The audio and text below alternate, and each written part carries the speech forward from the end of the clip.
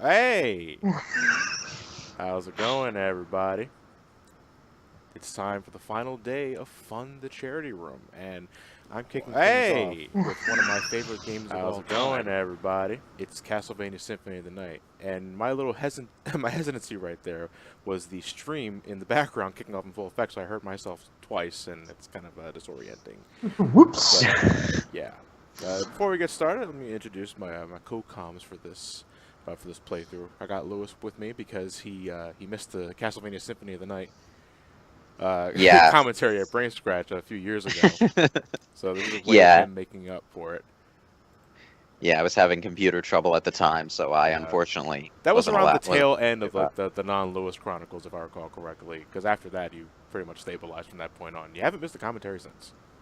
Oh yeah, because I finally bought a computer rather than using hand-me-downs and raffle prizes. My first laptop computer was a prize I wanted to raffle at prom, and that lasted me several years. But when I I know, right? When I first bought a desktop computer, it was like one of those really small, compact budget desktops. That's smaller than a slim PS2. So that was bound to die on me in like half a year. I probably shouldn't have bought it, but it looked like such a nice deal to my uneducated self. You were young, you didn't know better. Exactly. All right, and joining me next to Lewis is actually the major head honcho, the caretaker of the Brain Scratch Free Company over on the Diablo server in Final Fantasy XIV. This is my good buddy Phoenix. How you doing, Phoenix? Welcome to the live stream. Thank you very much. Okay. Glad to be here. Man, a few words. Yeah. Which will change later. Did you want to do a quick plug for the Brain Scratch Free Company before I get started here? Yeah. We're all on the Diabolo server, not Diablo. So I know. Final Fantasy VIII. I don't blame you on that one. A lot of people still do that. But yeah, we're on Diabolo server. Almost 200 members strong. Good freaking God. And it's only going to get bigger. So come join us. We don't bite. No. Hard. No, yeah, we bite. We don't know where to bite either. It's random. It's RNG. Like many other things. Like in this game, actually. Because, sometimes I might get some good drops and sometimes I won't. But yeah, folks, this is Castlevania Symphony of the Night. Released for the PlayStation 1 in 1997, I do recall correctly. And throughout the week, we had a bid war between the PS1 version and the Sega Saturn version. The cutoff point was a couple days ago. There was a bit of confusion on that, and I apologize for that. But it was a close bid war. I'm actually really happy how that turned out. But just barely the PS1 version won over the Saturn version. So we got the English version of the game. We got all the Narmi voice acting, which I will not skip for your hearing pleasure, except for one cutscene, which I'll explain why I'll do so later down the road. But rejoice, this is what you guys bid for. I hope you guys enjoy it. But before we get started, Lewis, do you want to go ahead and explain what exactly it is we're raising money for? Yes, we are raising money for the Dreamscape Foundation, which, well, has a lot to do with funding classes for special needs students, and that's a cause that's close to my heart since my brother is a special needs student. Yeah. And, without classrooms for special needs students, things would be a lot harder for him than they are. A lot harder for the individual in particular. We got to get these kids a proper education and all that. Mm-hmm. It's all fine and dandy, like cotton candy. I dig it. All right. So people are wondering in the chat, most likely, why I'm not playing the bumper. XSplit, for some reason, really hates the bumper now. Every time I try and click on it, it crashes the XSplit. Maybe I really should start looking up OBS, but we'll see what happens for next year's event at some point or another. But are you guys ready to go for the final day of Fund the Charity Room? I'm just kidding back and relaxing the hell out of this game. I love this game to death. I really do. Yeah, compared to your other stream that you did, good lord. You say relaxing, but I'm betting we're going to see a lot of hectic backsliding and wing smashing everywhere. Oh, like you wouldn't believe it. All right, let's moonwalk on this bitch. Man, I always found backsliding through Symphony of the Night weird, but it's even weirder when you remember that Alucard wears heels. Yeah. Yeah, that's right. That's what makes it better. Grease those heels. Let's go. Little acknowledged historical thing, heels were for a time used by men just to look taller. So yeah. Those were much different yet simpler times, quote unquote. Well, looking at pictures of it back in the day, and looking at Alucard, it does look a certain kind of dignified because it fits the style of the time. Yeah. It's stupid now, but it fits the style of the time. Dracula. Probably my favorite Dracula battle of all time is actually Order of Ecclesia because he doesn't transform. And, with the track record that you expect from other Castlevania games, the fact that he just kicks it up a notch in his normal form is a clear sign that he's messing with you. Yeah.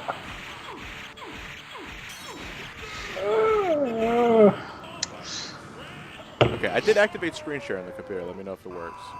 Oh, yeah. I'll let you know. One of the things that that just bothers me about Dracula's dialogue portrait in this game, I'm not seeing anything by screen share. I'm going to go back to Twitch. Yeah. His dialogue portrait has, red dots drawn onto its eyes.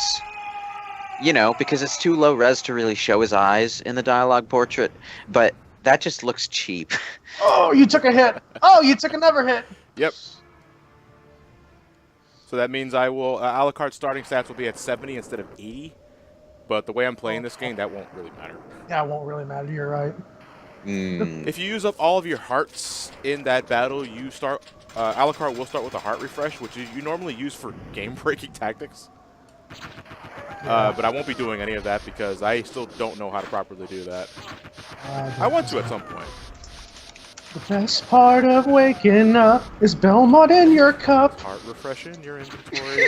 That doesn't really roll off the tongue, but we're still getting. No, it doesn't. We're still getting the licensing deals on that one, so just bear with me. So there are two ways of backdashing really fast in this game. I'm doing the normal method where you're just mashing triangle a whole lot, or Y button because I am playing the 360 version of this game. That's normally what I do because I'm the most comfortable with it and doesn't require me to do some really crazy shit with my hands. But there's also like there's that method of backdashing where you mash the dash button and the shield button at the same time because the shield animation cancels out the backdash animation, but you keep your speed. And you're pretty much just doing this. And you see, what I just did right there is the reason why I don't often do that because I'm forcing my hands to be in a different spot every single time to do that. Yeah. And I will not be doing any of the luck mode death skips because this will be a relatively normal playthrough with English voice acting. About to say, didn't you need to put in a specific code to do that? Yeah, I think it's X-X, a hyphen or two quotes, V, something like that. And that puts you in luck mode where Alucard's stats are absolute shit, but he's given 99 luck.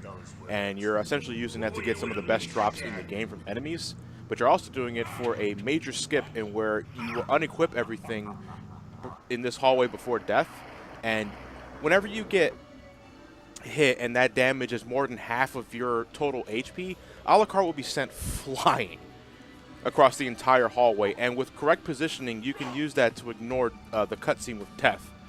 And you get to keep all of your fancy-smancy Alucard equipment, which essentially breaks the game in half, despite the fact that your stats are shit. I don't know why, but I keep looking at Death as one of those, what do you call it, those people that literally kiss up to their boss, but act like shit to everyone else. He knows his position.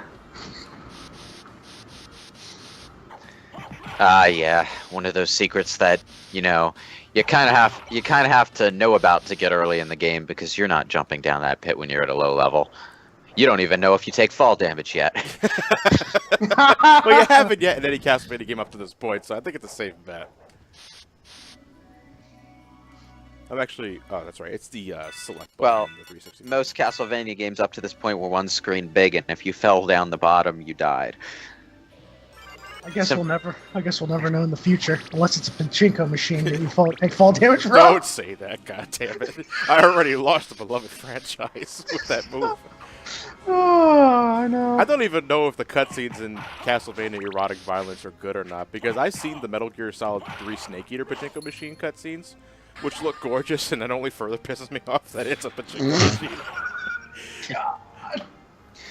Oh, man. I don't know. Has anybody here in the chat heard anything about the erotic violence Castlevania pachinko machine sort of thing? That just sounds like a fetish game when you say it like that. Well, Castlevania games, especially starting with the Metroidvania series, have always had a hint of sexuality, or emphasis on it.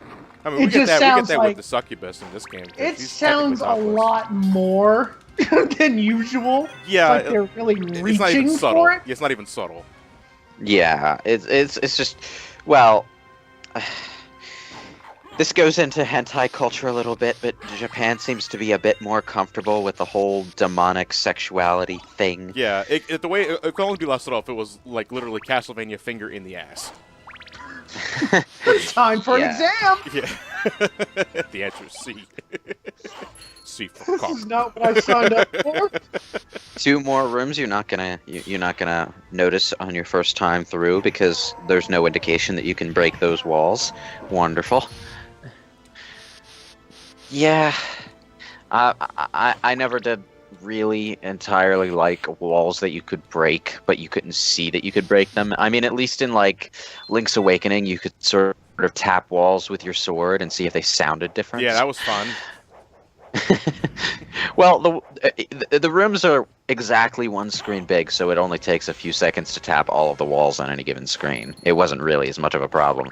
It was the Oracle games that started the screen scrolling. We have 2 donations already, by the way. $5 from String Sona. Hey there, Johnny, Lewis, and Feeney.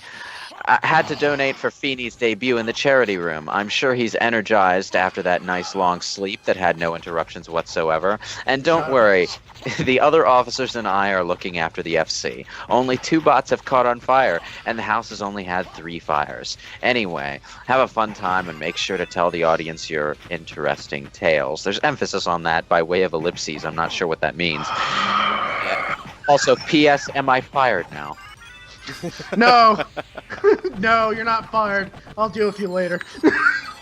Alright, and also $10 from Nobutron. Salutations, here's a little donation for you guys. A small request. Would it be possible for Johnny to read Dracula's lines as Walken?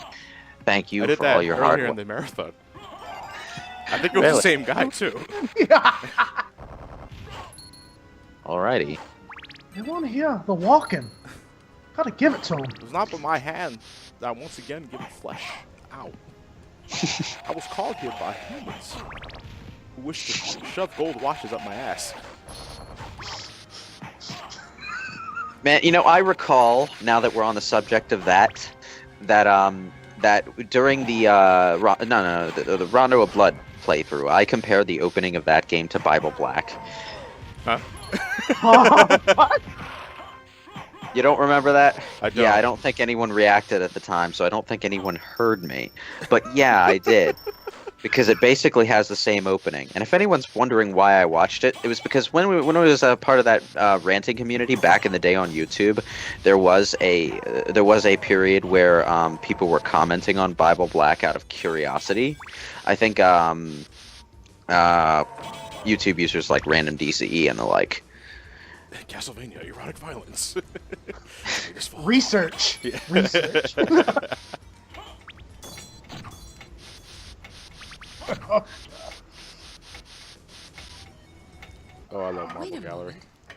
You seem Yeah. You know, I think I can get away with What upping the do volume you hear? just a slight bit. What do you hear? I've come to destroy this castle. Then we have the same purpose. At least the I'll flea men are a trust you little for less now. annoying in the I'm Maria. Metroidvania style Who are games, since you have more free range of attack. Not Hi, the Maria. type I can see. You sure Well, grew up. perhaps we'll meet again. If you live that long.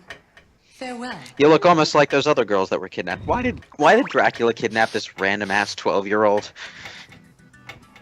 I don't like, remember the point of the She was maidens. just there. She was there. Yeah, I think she was just there when they kidnapped, what was the name of Victor's girlfriend? I think it was Annette or something like that. No, No, like what? I could have sworn there was a purpose to kidnapping the maidens, but I don't remember what that was because he's already resurrected. I mean, I get kidnapping Annette to lure Richter to the castle, which is kind of needless because Richter was just going to go to Dracula anyway. I like to think of either 2 things. 1, she kicked Dracula in the nuts because she's a kid and doesn't give a shit. Or 2, she actually went to Dracula's castle thinking, "Oh, I'm gonna do this all by myself. I'll get him back," and then gets caught. Yeah, And it fuck. Oh, you know what? I don't believe that because Maria is more badass than Richter in that game. You play as Maria, you've basically won. Yeah, I know. That's a very good point. On the subject of playable Maria, though, there are two versions of playable Maria in Symphony of the Night. There's the Saturn version, which is broken as hell and ridiculously powerful, and then there's the PSP version, which is a lot closer to how her Rondo of Blood counterpart played in terms of attacks and stuff. Still, probably the most powerful character in the game, though. Yeah. Well, at a base level. Alucard, once you've gotten him the right equipment and spells and stuff, can kick ass just as well as anything. Richter and Maria are kind of just static characters, so they start at endgame level. And that makes the entire beginning of the game ridiculous. And also makes it really easy to skip things that you would have to go through as Alucard. So, I imagine people who came to this game completely blind on the Sega Saturn were a bit thrown off by how easy the game was if they didn't pick Alucard by Unless they went into the, the jail. But early. They're like, oh shit! The jail sub-area in the Saturn version, Yeah. That place is a difficulty spike and a half. I'm not really a big fan of the Saturn version's extra areas because they feel the very definition of tacked on to me. They are. Yeah. Yeah, it's just like they're thrown in there, and it's like, okay, the jail version, you can sort of see where it's supposed to be, and you can see the door to the basement area. So it's like they were supposed to be in the game, and they probably would have had a more balanced and vital role in the progression of the game had they been included in the original version. But when they were included in the Saturn version, they weren't designed with the sort of care you would have expected them to if they were part of the main game. How are you supposed to know this? The freaking elevator sequence, This, really? This is just a secret Easter egg elevator sequence. You're supposed to wait until you get the mist upgrade to get these. Yeah, I know, but I'm like, how do you know to do that? Unless you saw it on the internet. You Like a have kid an in uncle the- that played the hell out of this game and told you specifically Nah. of that secret before you finished the game for the first time. No, the thing was, around the, especially in the 90s, goddamn the 90s, they included a lot of obtuse secrets in games to encourage players to actually buy strategy guides. Okay, Like, good point. the epitome of that shit is Final Fantasy XII's fucking Zodiac Spear, where you have to not open specific treasure chests. And one of them is, like, right at the beginning of the game, out in the open in front of Delan's hut. Yeah. You see that thing in the cutscene as you're leaving his place. You are going to open that chest. Out of spite, just out of spite. Well, not spite, but just out of it's there. Yeah, it's stupid. Just, anyone listening to this, remember to look up which chests not to open when the remaster rolls in, because the Zodiac Spear is badass. Yeah. Oh, you skipped. Did you? You're not gonna look at the ferryman through the through the peeping telescope? Nah, I don't have time for that. Hello. 2 more donations. $5 from some guy you don't know. Oh. Hey guys, $5 to the PS1 What? What do you mean we're playing that right now? Okay then.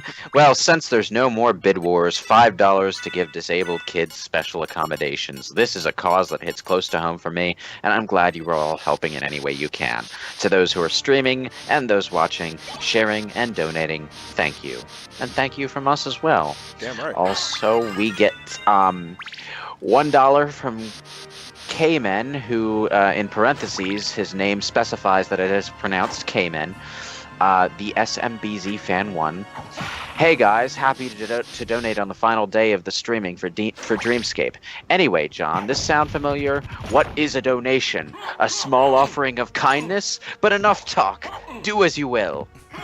Thought I'd mention that your NES Castlevania run last year. Kinda proud of that. Anyway, oddball question for you guys. If someone were to make an RPG of some kind, what class would you think of yourselves, along with Ryan and Ted? If you can't answer class, then roll. I kind of want to try my hand at making an RPG about Brain Scratch once I'm done learning how to make games in college. Have fun, Johnny. Well, first of all, I want to mention that there is an RPG Maker fan game about us in the works, which is weird to say out loud, by the way.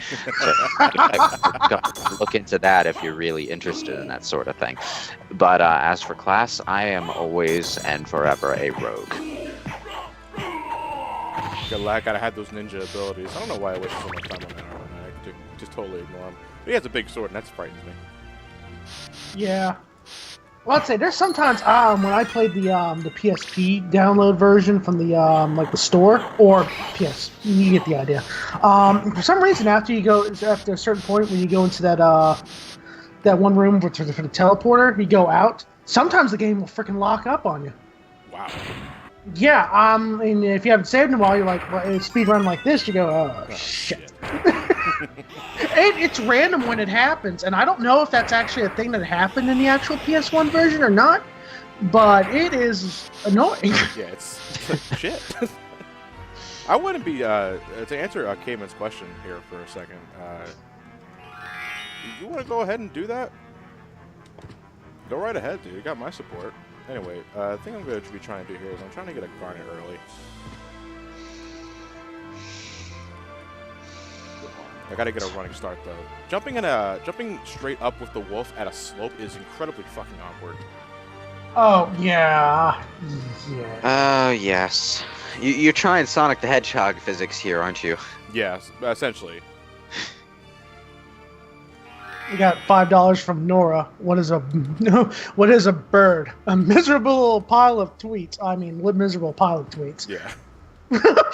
Hi, Nora. Okay. Up. Up. This looks incredibly frustrating. Have you made it yet? I'm behind. We're all behind. So far, I haven't seen him make it. Okay, I got it. Tell That's by the his Garnet. voice. That's something you can sell for the librarian for $5,000. And that's going to take care of my money quota for pretty much the entire game. This is like super highlight. You thought you were getting gold, but you were actually getting dollars. Yeah. Gold dollars. I don't like slope jumps. They suck a dick. No, because like, why the fuck would Dracula be using American dollars in Transylvania? Brexit. Really?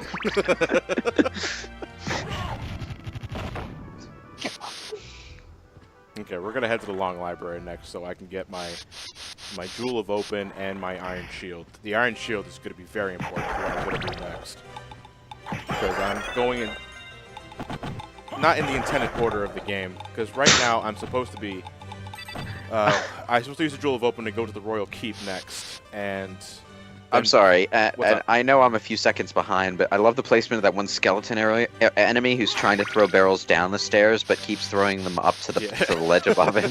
Oh, skeleton ape, you dummy. Oh man. Oh, John, you're not coming back here after you get like the up dash, right? The what? When you get the up dash, you're not having any reason to come back up here, back to the library, right? I may have to go to the library for the fairy card and the holy rod. Okay. No, and the wing smash. Okay, you know that room in your very end when you're at the first hall at the very end, the hall going up? Old one. Yeah. Use your up thing for that. You, Master Alucard. What do you I just love need? watching that every I time. need your help. Unless you don't know what it's Young for. Master, I Do you? cannot aid one One second. who opposes the Master. You won't go unrewarded. Really? In that case, just tell me what you need. I do like this interaction interested between in this. Alucard and the librarian. Thank you. Thank you. I'm interested. And he's just like, I can't aid someone who opposes the boss, but I'm not exactly going to stop you either. Thank Oh, you. cash? Sure. Oh, money. Don't mind if I do. Thank farewell for now. But magical creatures and stuff, they're probably bound by some sort of rules that if they disagree with their bosses, they kind of have to find loopholes. So, yeah. Too bad the castle's gonna collapse and I'm done with this place. Yeah. No, I'm, Oh, yeah. The castle's going to collapse, but I would assume that the librarian is just part of Castlevania as a whole and would still exist, and would just come into being whenever the castle does. That or it's death in I disguise. wonder if I can do this now, actually. Let me see something real quick. I always say that because it's the same voice actor as death in Two this ways game. You can do this. You can pretty much go the... Yeah, I did it. Awesome. And I get knocked back immediately down there. Fuck you, Oh! corpse weed. I'll go do that again. Oh man, that's like Metropolis Zone level bullshit. Where you jump up onto a ledge, but there's a frickin' what's the enemy? The crab enemy, the one that punches you. Shellcracker. Yeah. Yeah, there's a shell cracker up there, and then you get knocked off the ledge by the shell cracker, so you got to get your ass up there again. And that happens on ledges that you're supposed to get up on, not ledges you're trying to sequence break to. So, yeah. Okay, this is actually going to make the Coliseum a bit easier because I was able to get up here way earlier than the game wanted me to, and it's a little dangerous, true, but Hey.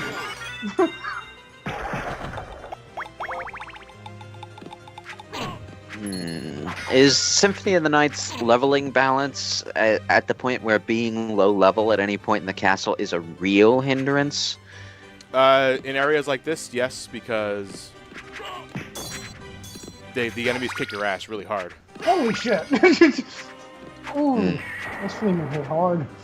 Yeah, I'm getting the sense of that. Okay, so it's not like Undertale where doing a quote-unquote low-level run is not really that big of a deal. Yeah. Anyway, I kind of just, I really jumped the gun here anyway because I just realized I need the, okay, I'm gonna die here. Might as well, it's faster.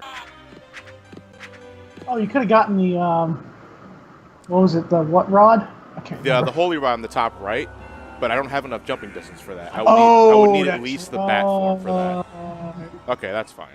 Oh, by the way, shout out to Let's Go Out This Evening for Pleasure. It's like a typo. And no, it's actually in the Sega Saturn version of the game. Oh, that's what you're talking Nah, about.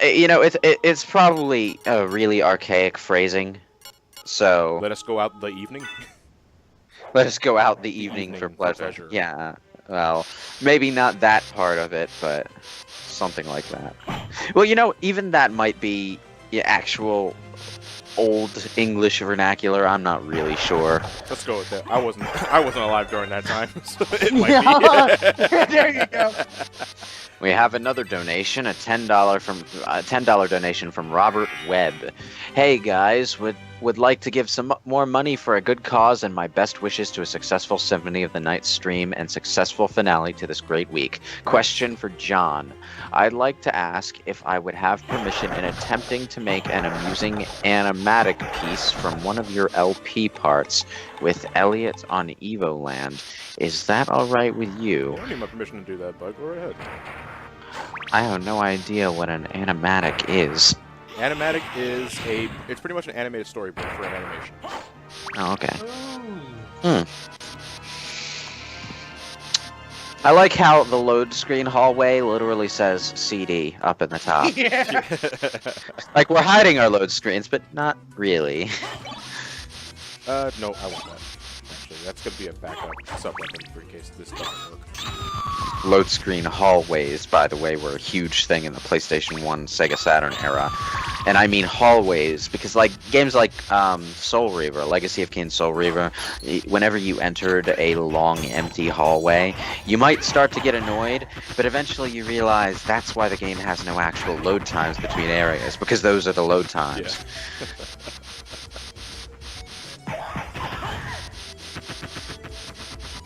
What are those angel statues doing? Holding money? Yes! Holding money! They need to arc their backs and stretch their wings for that? Yeah, it's money. Hallelujah. So they just Money, got petrified by Medusa on Payday when they were both looking at each other and going, "Hell yeah, Oh, Payday!" yeah. I'll have You sex. bless the Lord! What did you say? I mean, Lord Dracula. Oh man. Okay, so as I was saying earlier, before I got sidetracked with trying to do some stupid shit,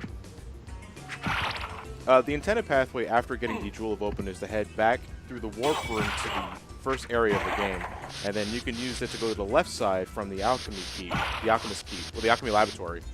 Use the Jewel of Open to open a blue door there, and you get to the Royal Keep, and that's pretty much how you get to the Castle Keep, where you get the double jump, and then that's when you can go into Orlok's quarters and all that.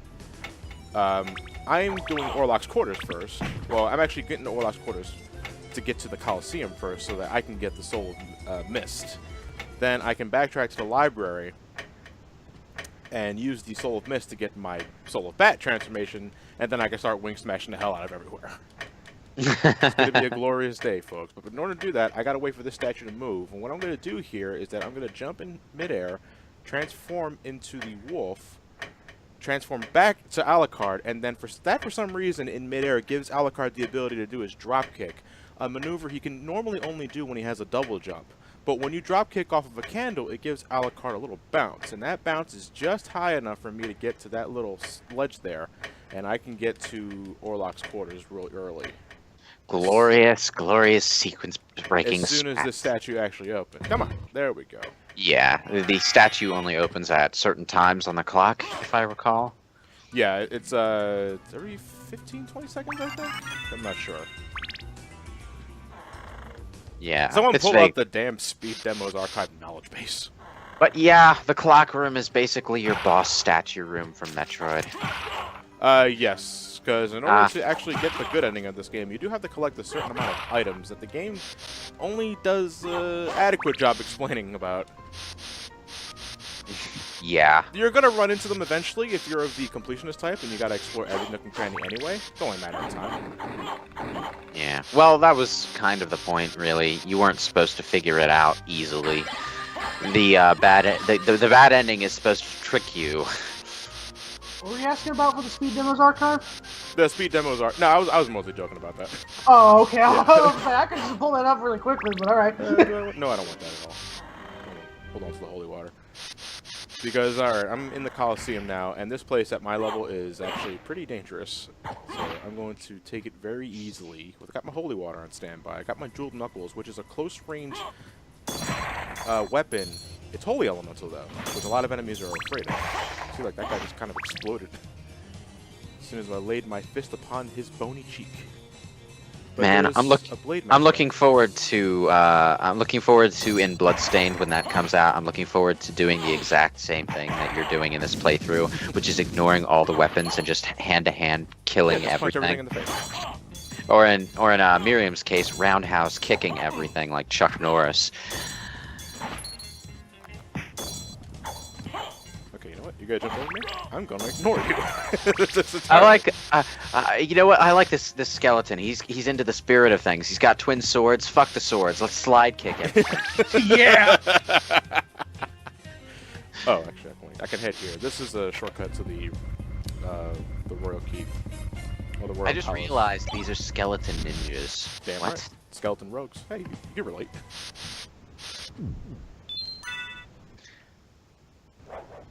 Now, with as much time as you spend in an MMO as a rogue or ninja, you too will be a skeleton ninja. All right, man. now for the second hardest part of this place, and this is probably the most difficult part. So in this room to the left is the shield rod. Unfortunately, the shield rod is guarded up to the teeth with enemies that'll make very short work of Alucard. Yeah. And how do we remedy this? Soul Steel. Alright, that's part one. So now I have to get over there. Huh. Well, while you deliberate that, I'm gonna check the donations again. Let's see. Nope, nothing new. Okay, that takes care of that. I just gotta get rid of you. Ah! Okay. I've only got a little bit of shit on my pants right now. There we go. Alright, now I got the shield rod, and with my iron shield, I can make a very short work of bosses, for the most part in this castle. So, alright, I'm good for now. So. Man, I love Alucard's spells, but the fact that you have to, like, you can use them at any time, but you have to buy the knowledge to figure out within the game itself. I want the knowledge. Yeah, because okay, the spells are all button commands, sort of like a fighting game, where you use various spells that are normally associated with Dracula. The spells themselves are cool and, in some cases, extremely useful, but you have access to them from the very start of the game. You do not have to level up to get them. However, you can buy scrolls from the librarian that tell you the button combinations needed to use them, because the manual and the game will not tell you otherwise. Now, However, when I if said you're a dirty earlier- cheater, you can just look them up online. Now, what I said earlier is that there's only one cutscene I'm skipping this entire game. It's this one coming up right here, because if you skip this cutscene, you can actually get the one-up on the Minotaur and the werewolf enemy that's going to spawn right here. And I need to have proper positioning. Oh, okay. Fingers crossed. I never knew something like this. Okay, I could actually hit, so that should be enough for the werewolf.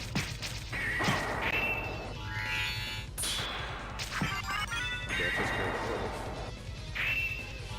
Now, a strange thing about the PS1 and Xbox Live version of the game, and I think this might be shared by the PSP version as well. Richter Belmont is supposed to have a longer-haired design than his Rondo of Blood incarnation, and it's supposed to extend to his character sprite in his boss battle as well. You only ever see a sprite for it in this cutscene that John skipped, when he's sitting in the throne there. Yeah. So It is fixed in the Saturn version. yeah, they give him a proper sprite during his boss fight and everything, but only in the Saturn version. They revert back to his incomplete reusing Rondo of Blood format in the PSP release. So which I is just got the Soul of Mist, which allows you to pass through gates. Unfortunately, during that boss fight, I kind of expended all my MP. So gotta wait a bit here. Okay. Oh man, this is the second time I brought Final Fantasy XII up in this context. But in Final Fantasy XII, there was a mechanic where, as you walked or ran around, you'd recover MP. So, like, if you used up all your MP during a fight, but you were hurting, you had low HP. What you wound up doing was walking around in a circle for 30 seconds so that you could afford to use a cure spell on yourself.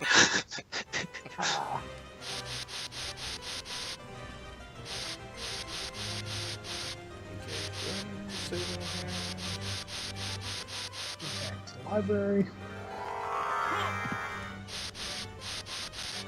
Good night to String Sona. Seems to be going to bed. He's Yeah. from Australia.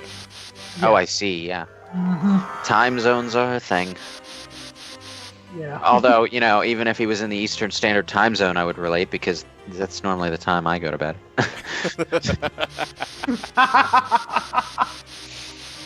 I'm getting better at that. I say that mostly from when I was used to not having things to do. I think I'll stick to the wolf form and do this skip again, because I got that first. I got that way earlier with the wolf than I did with the mist. Yeah, I'm seeing. Well, I'm behind, so I'm seeing. The thing is that the Mist. mist resets my momentum in midair. Yeah, it stops you dead. You were getting demolished by that book. Demolished very slowly, Yeah. but Well, it's like a it was book. like, it was paper cutting you to death. 1 HP every time. But goddamn, does it stink. It's oddly effective. Have you ever been paper cut by multiple pages in a book at once? It is not fun. Dude, what the Oh, fuck? jeez. I suddenly can't do my drop kick. Why can't I do my drop kick? Oh man. And no, Aqua Sakura, I do not take morning naps. I have insomnia problems, unfortunately. I'm getting better at it, though. I dread slept- naps. If I try to take a nap, I sleep the entire day. It's just how it happens. Dude, what's The going only on? naps I can wake up from are power naps, and those are things that I take that I used to take at the break room at work. I'd lay my head down on the table, rest my eyes for an hour, and come back refreshed. That is a thing. Like, if you sleep for an hour or less, I think you will feel refreshed. But if you sleep for like 2 hours, you'll feel completely drained when you wake up. It's a strange thing about sleep. It's funny. In the year 2016, we've created solid state drives, managed to get our computers up to like multiple terabyte hard drives, which was a pipe dream back when I was a kid. And yet we still don't understand what makes sleep work. I dread naps because every time I think about doing it, I think, okay, I set my alarm for 1 hour. 8 hours later, I wake up. Oh God, you sleep through your alarm. That's why you have to have one of those really annoying alarms. Oh, that's right. I forgot I could do that. That usually works for me. Okay, let's see. It apparently works for my cat too, because she hears it and goes, "Up, time for me to get fed." I'm having some really bad latency with the drop kick. I apologize for taking so long, guys. I didn't really do this so long. We got a $5 donation from the Crazy Even. We're down to the wire, aren't we? Well, let's make this last day count, folks. Keep up the great work. And then he says, and Lewis, I really love your voice. Thank you, I suppose. Castlevania, erotic violence. Coming this fall.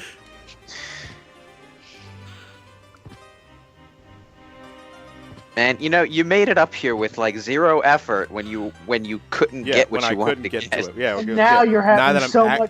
Now that I'm actively trying to get up there in time, it's giving me shit.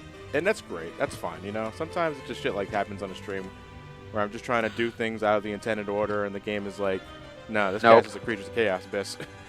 But, What? Biss? Yeah. It's Alucard's new nickname. Okay.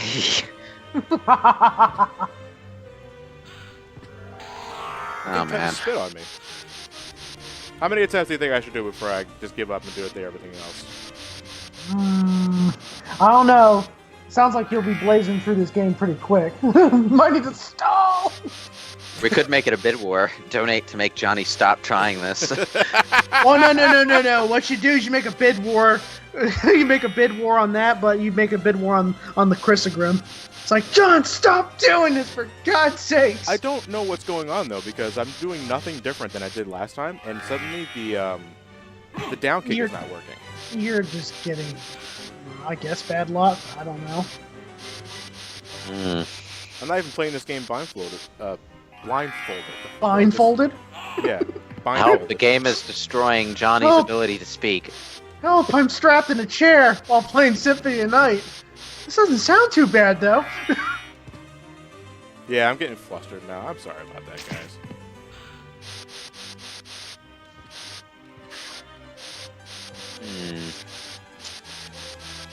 Yeah, I will say I really like vampire games that do the vampire thing correctly, and Alucard is only partly to credit for that, because you know you don't get the blood sucking aspect, you just get the powers aspect. Yeah. But like, one of the things that I've come to associate with good vampire gameplay is being able to transform into multiple forms. Blame Legacy of Kain for that. And Legacy of Kain had basically the same forms that you have in this game: wolf, mist, bat, and well, there was also a form that you could transform into a human to disguise yourself. But that was just so that you could talk to NPCs who had nothing interesting to say, so fuck it. Blood Rain makes me cry because it is not a good vampire game at all. Ugh. It's also not a good vampire movie, but that's a whole different story. Oh, well, yeah, but video games around that time were all terrible. I hear Blood Rain 2 is alright, but Blood Rain 1 is just wonky and doesn't really do anything interesting with its vampire aspects. Like, you could just sort of latch onto enemies and suggestively suck their blood until they die. But it's like the only really vampire-y thing you do. It takes more than sucking blood to be a vampire, guys. It's not like we haven't had a series of these things yet. And no, I'm not a particularly big fan of Legacy of Kain Defiance either. I thought that was kind of just a soulless Devil May Cry clone. Story was good, but gameplay left a lot to be desired.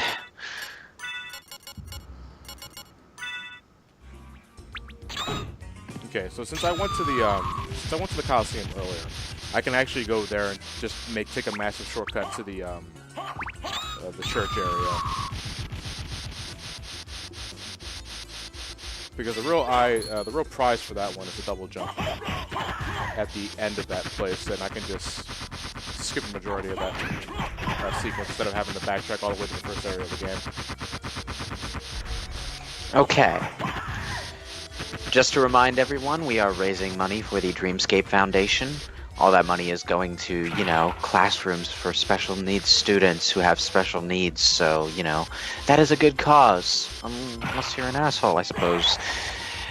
We are at $6,806 of our $15,000 goal. Did we complete So 7,000 before the end of the game? Yeah, that would be kind of cool. Yeah. That'd be kind of cool. No, it'd be that'd be great. Not kind of Go cool. donate not, now. Not kind of cool. It'd be great. Charity is nice. And you know, the goal isn't really a hard thing. It's not like Kickstarter where nobody gets any money if you don't reach the goal, so don't worry about that. It would be nice to reach it, you know. I knew that.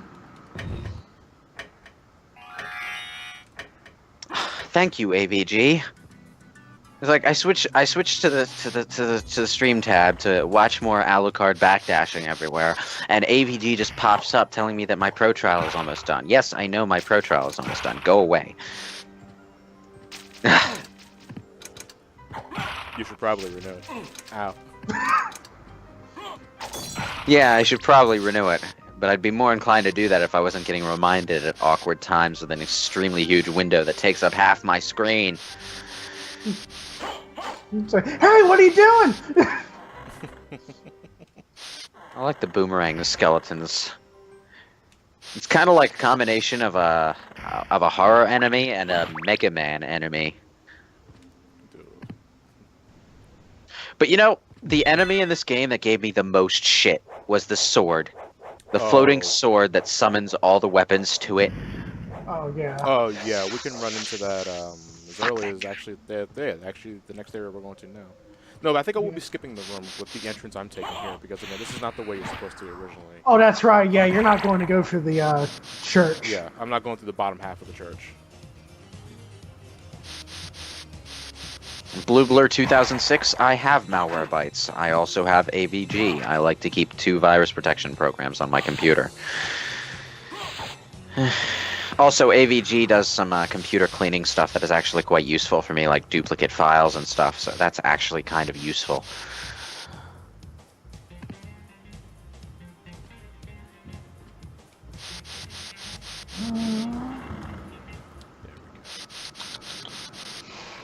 Let's take a Oh, no, there it is. I'm actually just around this side. There it is. I'm not fighting it. Violet the Hedgehog 19 asks what Legacy of Kain is. First of all, you spelled Kain wrong. It's more like Kain from Final Fantasy IV Kain. Yeah, you jerk. But it's a series of video games released by well, the first game was made by Silicon Knights, but it's a Crystal Dynamics series primarily. It's a vampire series with a really cool ongoing story, and it's actually the games after the first one were written by Amy Hennig, who you might know from the Uncharted series. One of my favorite video game writers of all time. Yeah, stream finally caught you in the confession booth. Yeah, it's really weird. In the PSP and the Japanese versions, they say stuff to you, like actual conversation. And the good priest leaves grape juice for you to collect after you finish praying. Wash your mouth out after Yeah, wash your spouting mouth off out. the Yeah, your breath sins. your breath is a creature of chaos. Oh God, Norton. Someone mentioned Norton, the antivirus program in the chat. No, fuck Norton. Norton is that program that fucking screws up your computer if you try to uninstall it. Fuck that. Hey, just wanted to make your brownies, alright? What is with this one random enemy that's like a shadow of a woman with a sword? It's the only place in the game where you see it, isn't it? I think that's the only place in the Coliseum too. Oh. Yeah. It's like, okay. it's just really weird to me to have a mook enemy that only appears in one place. It's a really cool enemy too. I threw a book at it. And you know, it's doubly annoying that it appears in like 1 or 2 places and never anywhere else, when you consider that the inverted castle is a thing. And you know, it would have been more interesting if you saw those kind of enemies there more often. Just punch the Like- bird in its fucking throat. Man. That's still not as bad as karate chop to the throat from clones of Bruce Lee, but You never have?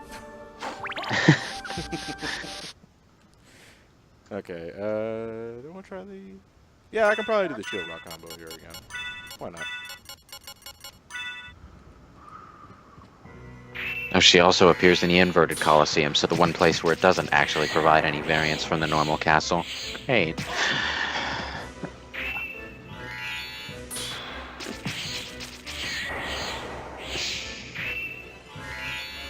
McAfee is also a pretty bad antivirus. Yeah. I don't even remember that one.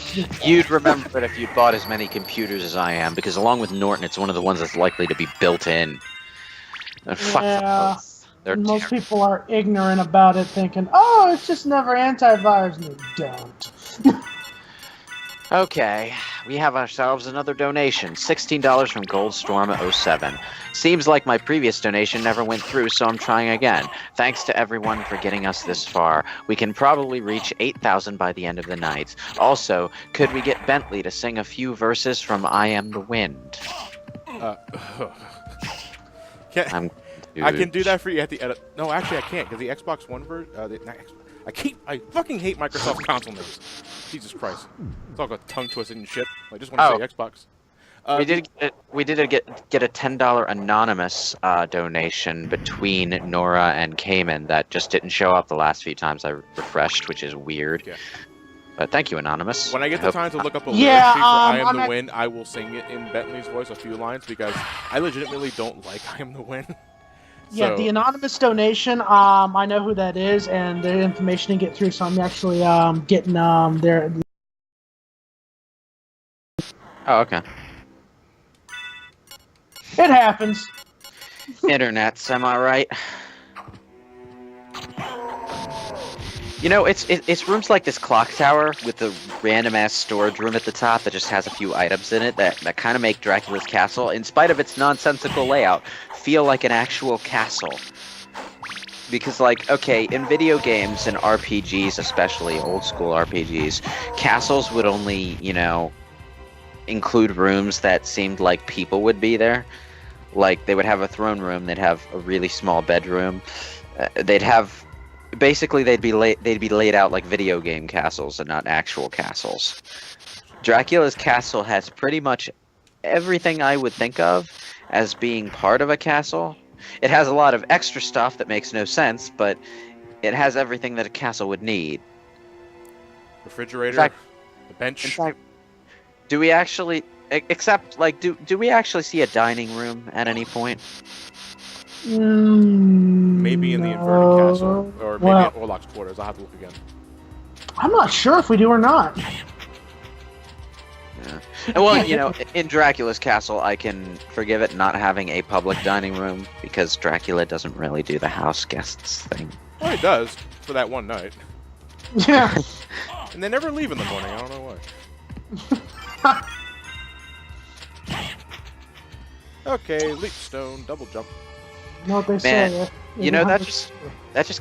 that makes me think of Legacy of Kain again, because like about the midpoint of the game, you have trouble defeating one of the game's bosses, so you have to recruit the help of a stronger vampire to do it. And Vorador's mansion, not a castle but a mansion, has almost all of the enemies are his harem. Like, it's never confirmed, but it's hinted that he kidnaps human women and turns them into vampires. I don't really... like... That legitimately creeped me out the first time I played the game. And I was supposed to be recruiting this guy as an ally. And then when you finally see him, he's drinking blood from a wine glass. A wine glass. And I think this was before Symphony of the Night, maybe. Because Legacy of Kain was a pretty early PlayStation 1 game. What year? Do you know? Can't recall the year off the top of my head. I could look it up on Wikipedia. Let me see. Oh, and while he's doing that, I got that $10 anonymous donation. It was from Seth I can never say your goddamn name right. It's from our three company members, Zeph. Hey guys, and our glorious leader. I'm gonna make sure that the FC keeps working. They say glorious in quotations, mind you. Now, where's that whip? Oh, and it's almost dark steel time. Dark. Yeah, he basically he goes on a dark steel tangent and gets it for our airships. Okay, the Legacy of Kain Blood Omen release was 1996. What year was Symphony of the Night? 1997. Ah, okay, so slightly before. So yeah, that's just a really big coincidence.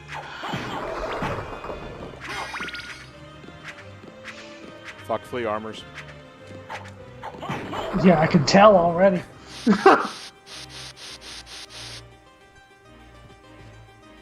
You know, I'm going to confess I'm glad we're playing the PS1 Xbox Live version of the game for the death animations alone.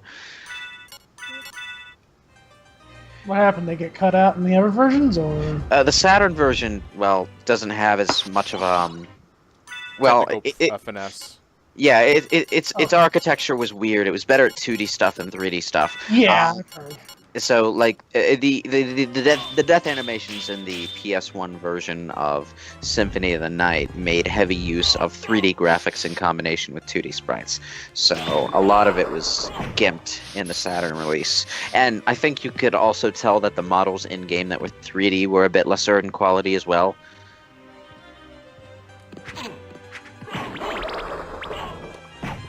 Kiss I my see ass, you. flea armor. I see you've mastered the art of doing something other than punching to kill things. I like that Alucard can have two weapons equipped, as opposed to a weapon and a shield, so you can just switch between them as the situation dictates. That's always a cool thing. Although nothing beats the shield rod. There's another just this detail boss. that I love about it is just that a lot of weapons also have secondary abilities that it doesn't tell you about, to be fair. But once you do, they're really nifty. Like the shield rod, I mean not the shield rod, the holy rod, for example. You can do a regular swipe, but if you do like a back forward dash, you do a more powerful strike, as indicated by the brighter flash. The little things you learn about this game every time. This game is chock full of that.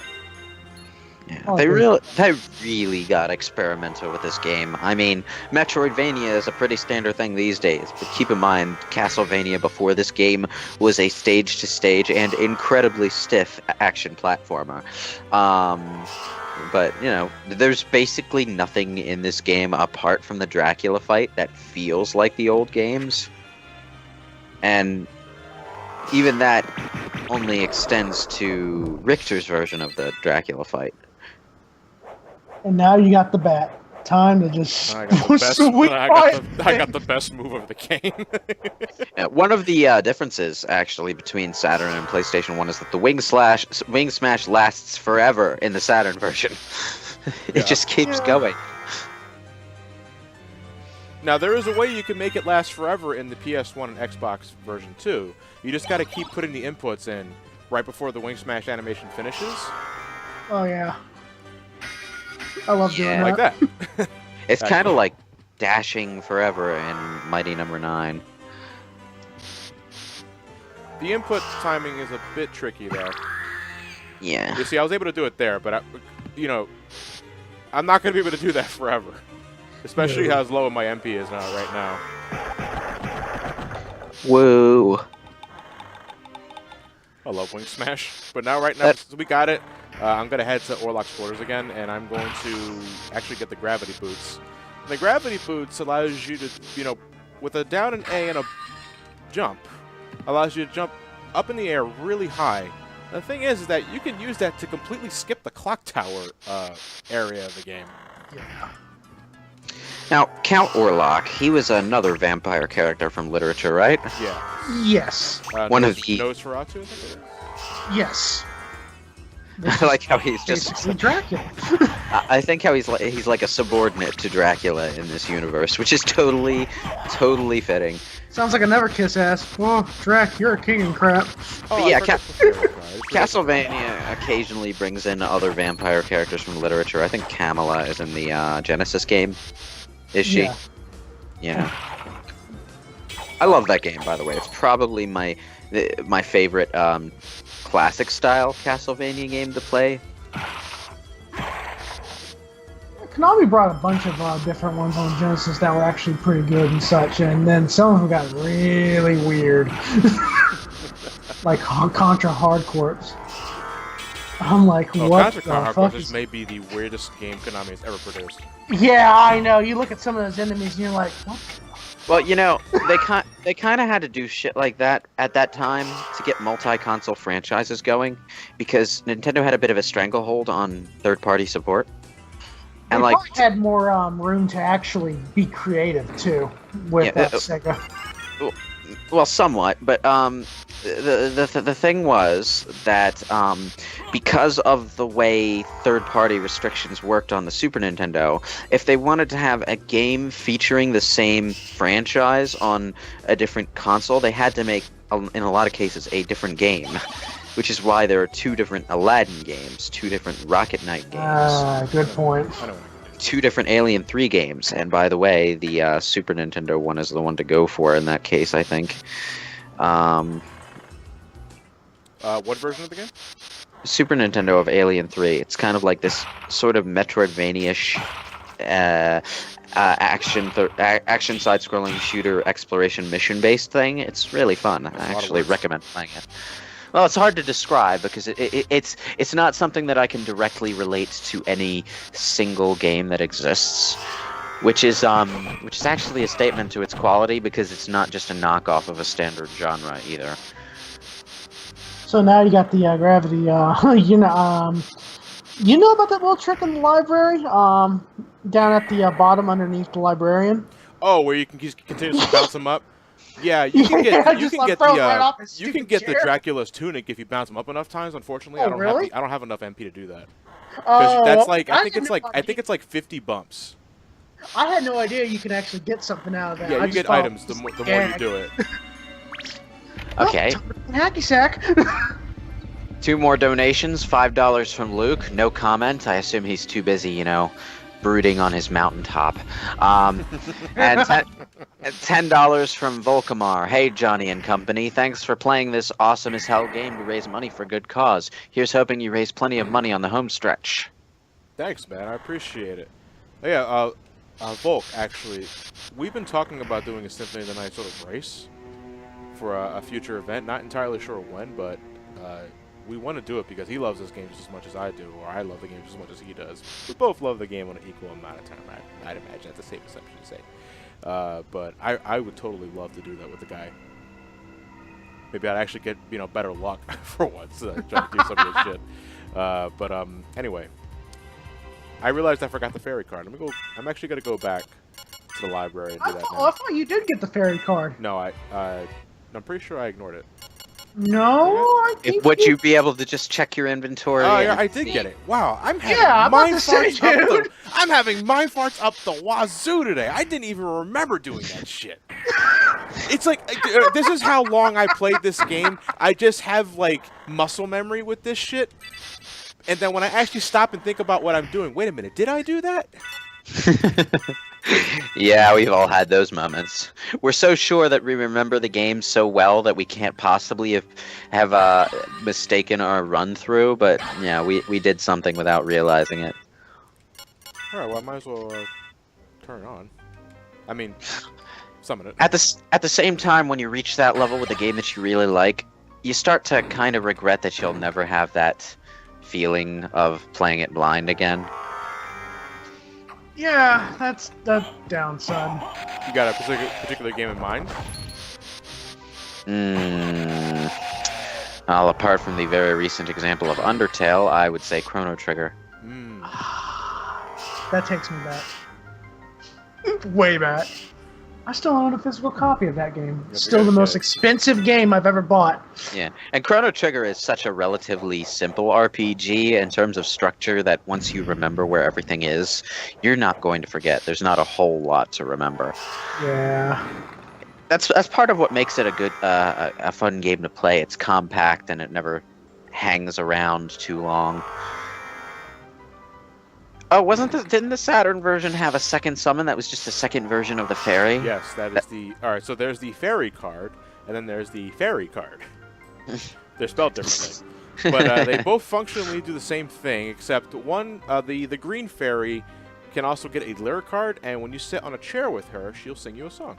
It's called Nocturne. You can find it on YouTube. That is vaguely charming and vaguely creepy at the same time, depending on how you interpret it. Because basically you're summoning this fairy to sing for you. Okay. Yes, Orlok. You wish you had digs that were as cool and classy as Dracula, don't you? Jerk, I am not that old. I'm only 33. Look, he's even trying to be Dracula, teleporting around the place. I could be Dracula. At least I can in silent films. I'll suck your plasma, blah. Oh man. I'll suck your blood, blah. That took no time at all. Alucard punching can DPS like nothing else. I remember when I was, Windows Movie Maker noob on YouTube, and it's up on my current channel. I made a video about a joke origin story for Alucard, and it just ended with Alucard punching Dracula on the kneecap at lightning speed, and then, rapidly doing the drop kick on him. Which I referenced in the Portrait of Ruin playthrough I did earlier this week. Only instead of saying die monster, I said pie monster because I was throwing pies at Richter. Pie monster. Oh Pie man, monster. that transformation lasted even less time than the battle at the beginning of the game with Richter. Orlok, you suck. No, to be fair, if you know what you're doing, you can make short work of almost any boss in this game. I say almost any boss because that giant motherfucker down at the bottom of Reverse I think catacombs. the first that asshole gave me so much trouble. Partly because on my blind playthrough, I got to him earlier than I think I should have, but I insisted on fighting him anyway, which was my fault. Yeah, but he killed me so many times before I finally beat him. Which, to be fair, I mean, the reverse castle, you can go anywhere at any time. Yeah. That's the whole point of the area, but it's like, God forbid if you go to reverse catacomb first. Yeah. Oh, man. As far as pacing goes, I will give Order of Ecclesia some shit over repeated areas in the early game, but I feel like going to Dracula's castle at the end of the game was more effective there than doing a reverse version of the same castle for the second half of the game in this one. Much more effective endgame. I mean, there is some surrealism in going through the castle upside down, but the novelty. That surrealism loses its touch very fucking quickly, if you ask me. Yeah. The novelty wears off too quickly. Let me see. You know what? I do want to get the power of the wolf. Or was it the force of the wolf? Oh, so you're skipping the sword card this run? I don't need it. I do kind of. I think the sword. I love sword card, but only after a certain level because in the beginning it's really fucking unbreakable. Yeah, that's true. Will make it a little more interesting. I do kind of see what the inverted castle was going for, though, because there is a certain unique challenge in trying to remember where everything was in the normal castle and then flip it over in your mind to try and find your way around. But not really having a defined goal while doing that makes it difficult to, navigate anyway. So you just sort of wind up clearing the rooms in order until you find everything you need. Ooh, John, I just had a thought. What happened with the, I'm about to say, have you actually seen pictures of the Castlevania pachinko machine yet? There's only a trailer. I know that. No, I want. It's like, is there a reverse castle option? Basically, there's a pachinko machine upside down on top of the other pachinko machine. It's like, son of a bitch!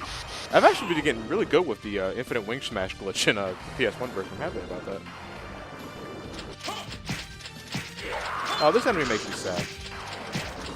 Which one? Oh, I think I know where you're about to. Waiting for it to catch up.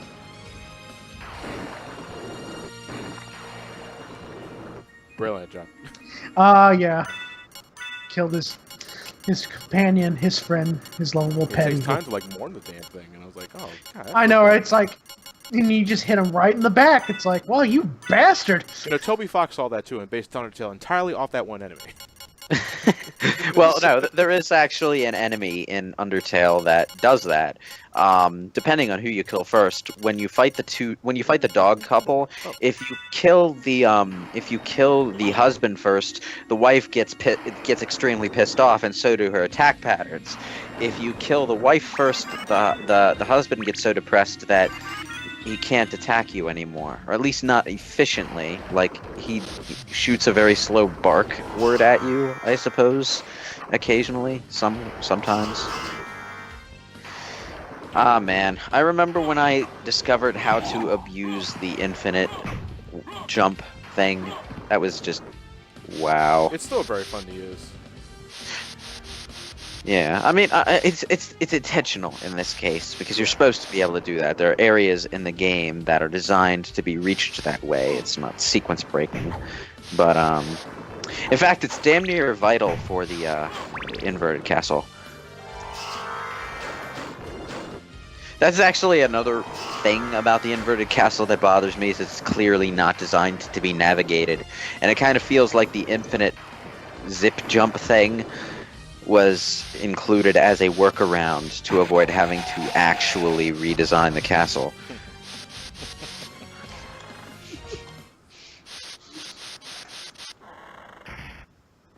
Alright, we're gonna head to the underground caverns now, essentially. Unfortunately, I forgot to activate the warp room in the outer wall near the library. Oh. So we're gonna take the Orlock's quarters. Okay, hang on. Luke's $5 donation has a comment now. I suppose that was just delayed. It says, "Hi guys, just wanted to say thank you for your help with the streams, and thanks Johnny for getting me to play this. And yes, Lewis, I am on my mountain with my internet and everything." Oh, I did not know you could update donation comments. Apparently, you can. Oh, well, that's good to know. Yeah. I don't think a lot of other people knew either, because the donations like, why is my net white?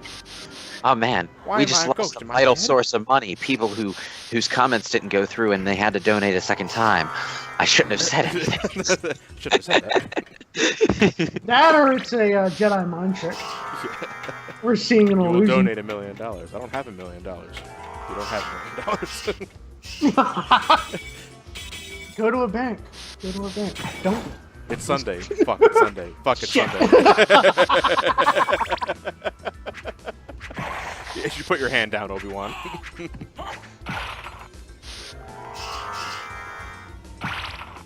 Oh Okay, man. Heading to the underground cavern now. Because I did the Coliseum and Orlock's Quarter beforehand, I am a little over-leveled for this place. So, hopefully nothing gives us too much shit. Have you ever intentionally just forced yourself to play the game properly, as if you were playing it for the first time? I you did know, it with- last night for the test playthrough in the PSP version. Oh, okay. Yeah, because the game can be challenging if you don't take great pains to break it over your knee.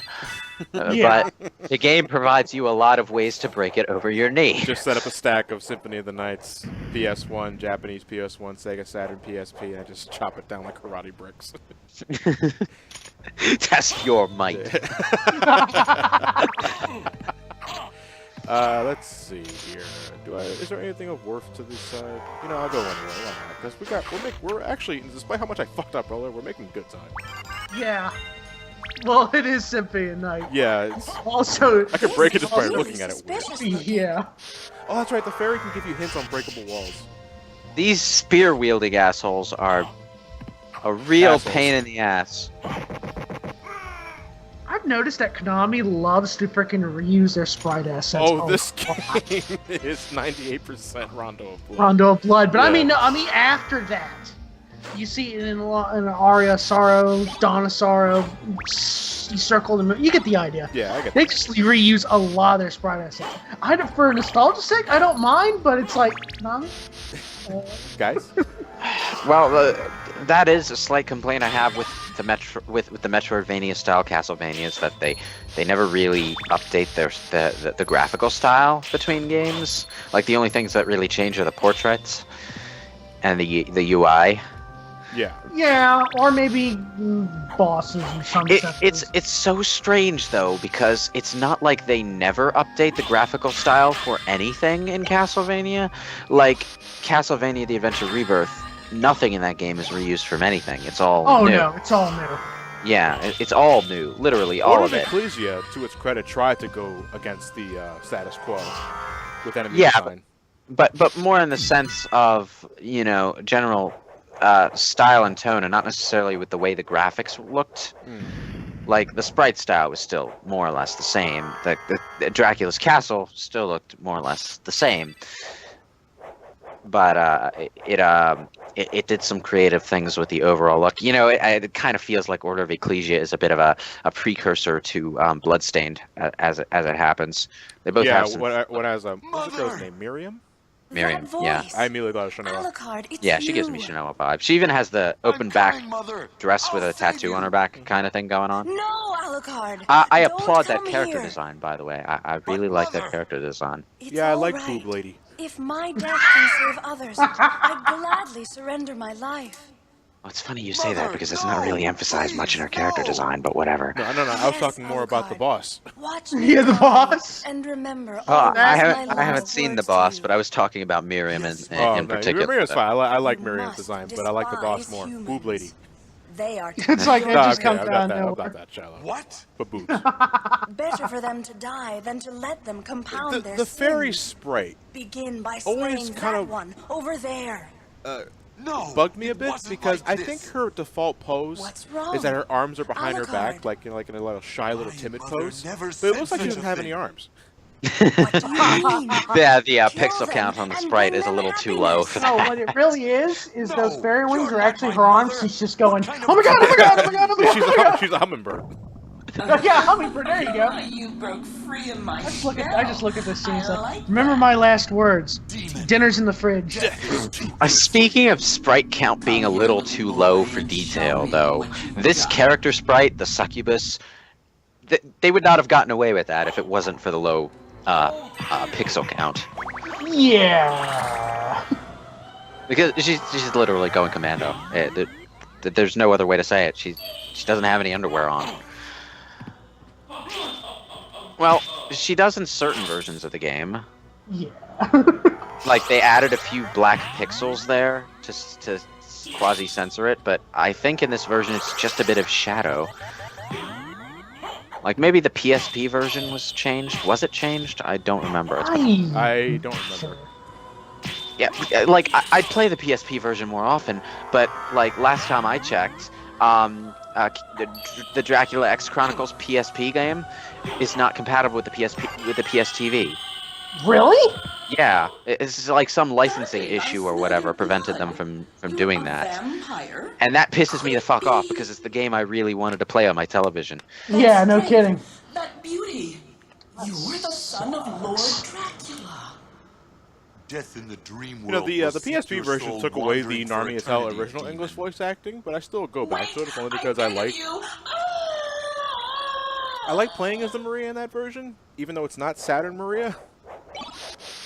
It's still a fun character to play as. So what happens if you get this game done too fast? Will you be playing as Richter? For a short bit? This scene legitimately was kind of terrifying. I'm not sure if they toned it down in the PSP version or kept it terrifying, but yeah. I would say it's more terrifying in the PSP version because the succubus voice actress was a little more subdued. You know, her death cry in this version of the game sounds like she's having an orgasm. Just gonna be frank there. And in the PSP version, it's a legitimate shriek of horror. Sure. But I Yeah. enjoy Robert Bograti's Alucard, the original Alucard. I just Yes. love his baritone. And the guy's a sweetheart because I met him at too many games last year, and he's a musician. Yeah, like I said, the last thing he literally did, if I'm not mistaken, because I pulled up his IMDb page, and I was curious about the rest of his voice acting. Last thing he did was Press Start Adventures, which is a TV series. To be honest, I'm not really.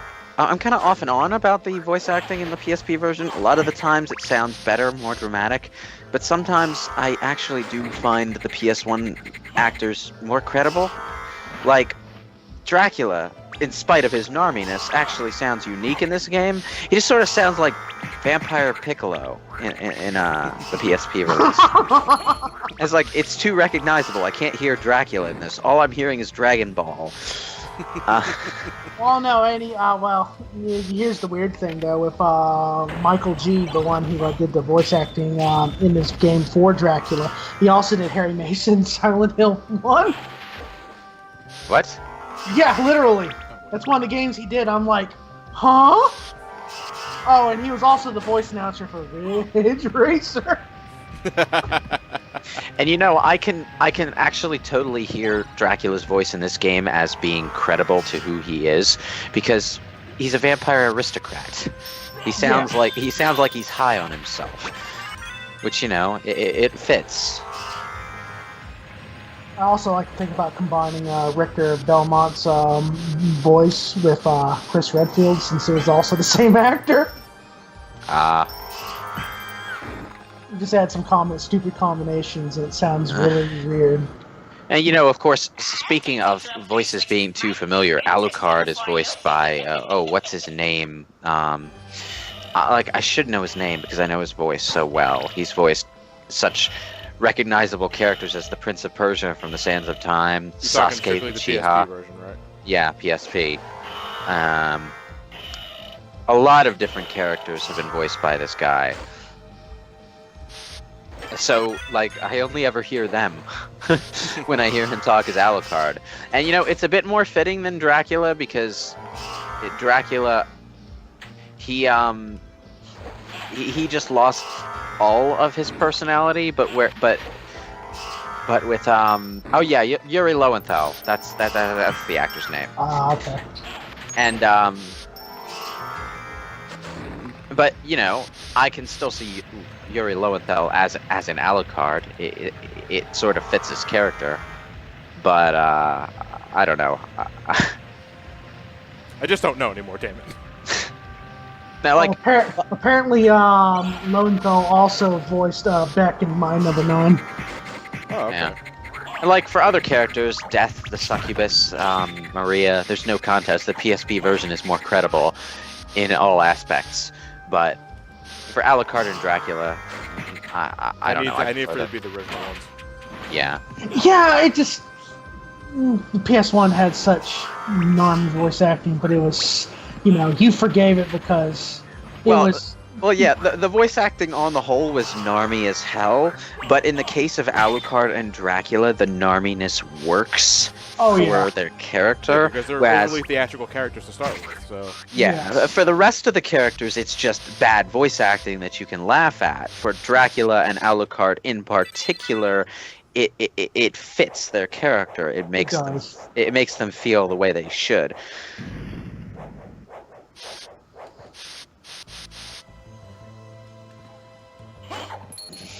Richter, you're wondering if he's going to find Maria. Where's Maria? Don't steal.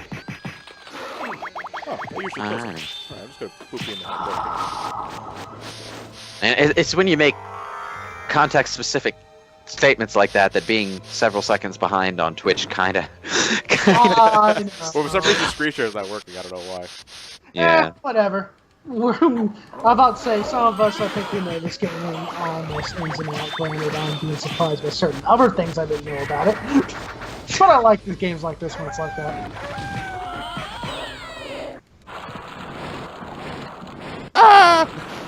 Okay.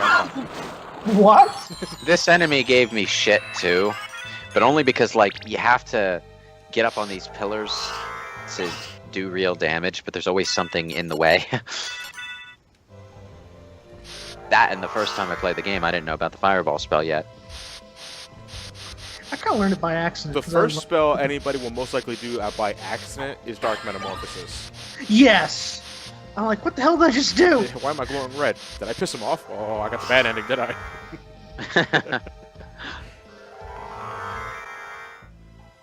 Oh, I forgot. For some reason, exiting this room to go here cancels out your transformation. Huh. Yeah, it's a really odd quirk. There's probably a load time in between those two rooms, whereas most rooms are actually, all on the same chunk of memory. Let me see here. Alright.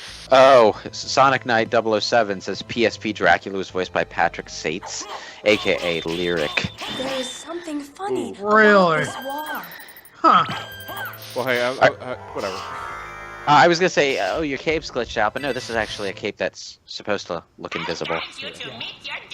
It was replaced with a different cloak in the Saturn version because I think the Saturn version couldn't handle transparency effects No. for this type of game. It just became like a pure white cloak.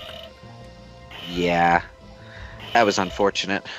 The Saturn version of this game is kind of like the N64 game. It's kind of like the N64 version of a lot of games around that time, where there were technical shortcomings, but they made up for it by adding an exclusive level. Yeah. Didn't get And that Yeah, and that exclusive level was not worth it, by the way. I mean, it was nice to have another level that wasn't the same, handful of level tropes that Gex Enter the Gecko did, but it was a Titanic level. And believe it or not, that actually makes Gex even more dated, because I feel old whenever I think of Titanic now. Basically, the only thing about Titanic basically the only thing about Titanic that I can count on people on the internet knowing the reference to is Draw Me Like One of Your French Girls, and I bet half of them don't even know what movie it's from. Ah, yeah. Yeah. Oh, I love how you skipped the ferryman the first time, and you're getting on him now. It's like, oh, you're gonna stay on here this time, you asshole! Yeah, I put a solid steel wall right in front of it, you Oh, dick. man. Now listen to my stories. You've been playing too much Undertale when you're just waiting for the boat to rise up out of the water and run across the surface. Oh, yeah!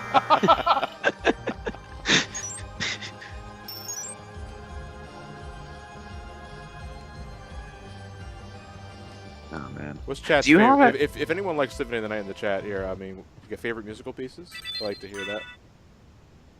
I like Wandering Ghost the most, but like I said earlier in the chat, there's a lot of tracks I love in Symphony of the Night. I will say, I do seem to remember really liking the music tracks for the added areas in the Saturn version. I think it was a cool remix of Bloody Tears and Bloody stuff. Tears, Vampire Killer, and Beginning from the first 3 Castlevania games. Yeah. I actually like the other theme you don't hear as often in the Inverted Castle. Which one? Lost Paintings? Lost Paintings, I believe, is Yeah. what it is. Yeah, and they said the other one they frickin' keep playing Final constantly. Toccata. I'm sorry. It plays in 6 areas of the castle.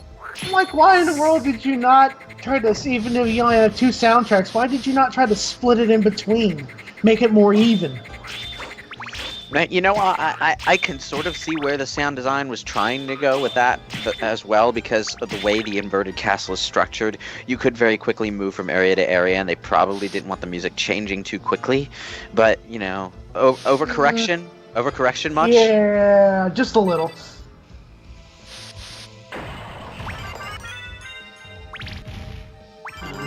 Come here, you stupid skeleton.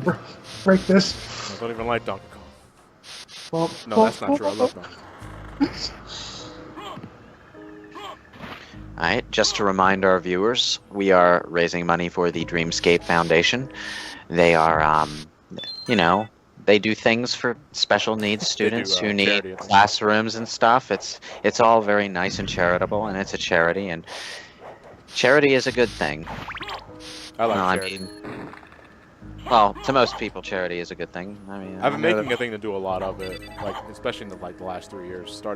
It really all started with actually 3-4 years ago. When was the Zeldathon with HFC?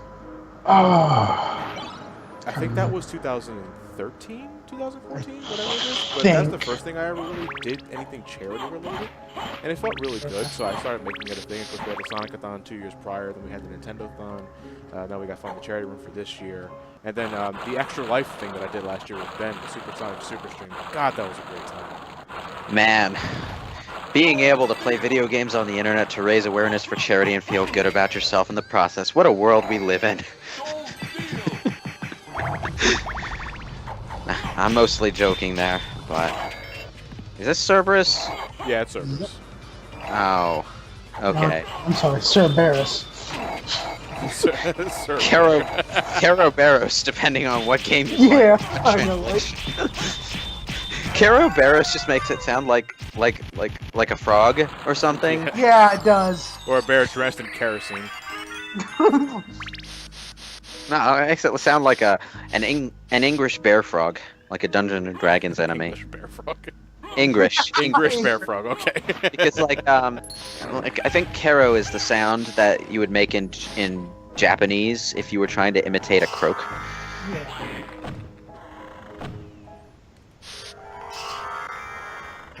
Okay, just want to activate that warp point for later.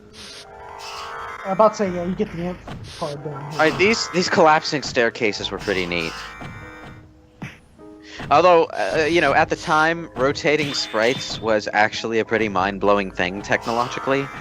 Like, actually rotating sprites and not sprites that animated between 5 frames of we changed the angle slightly. Super Nintendo was like one of the first consoles in the Genesis to do rotating sprites consistently. Yeah. Got it looking like it's killing the system. Yeah.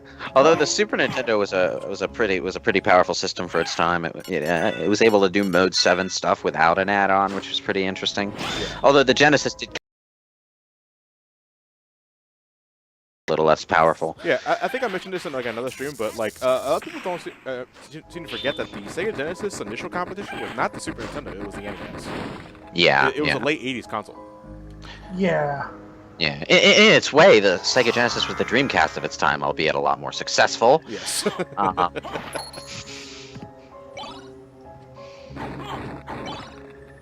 Peanuts. I like how you can just summon you can summon this guy and he'll push buttons that are just, you know, inside the walls. Yeah. That is such a meta way to open a door. Oh, the Ring of Berries. I don't use. Why couldn't the fairy have done that though? She could float through the walls, can't she? I'm trying to remember exactly. I know there was such a broken thing at the Ring of Berries, but I don't remember what it is. Not a lot of people do it.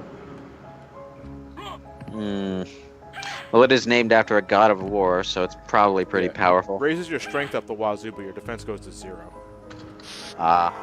So basically, if you aren't going to get hit anyway, it's a pretty easy way to break the game. Now here's the thing.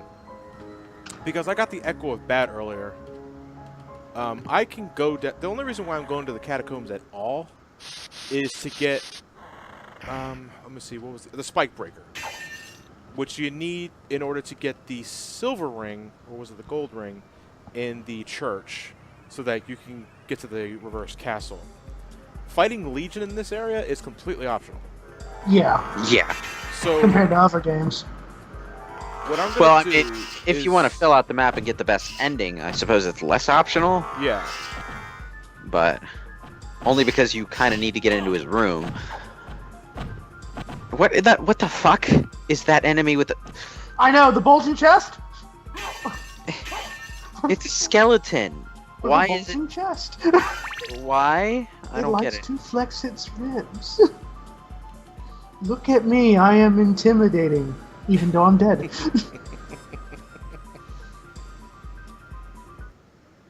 Okay, this room is really dangerous. This can go really bad if I'm not careful. Let's go. Well, you have the echo, so... That's what I mean.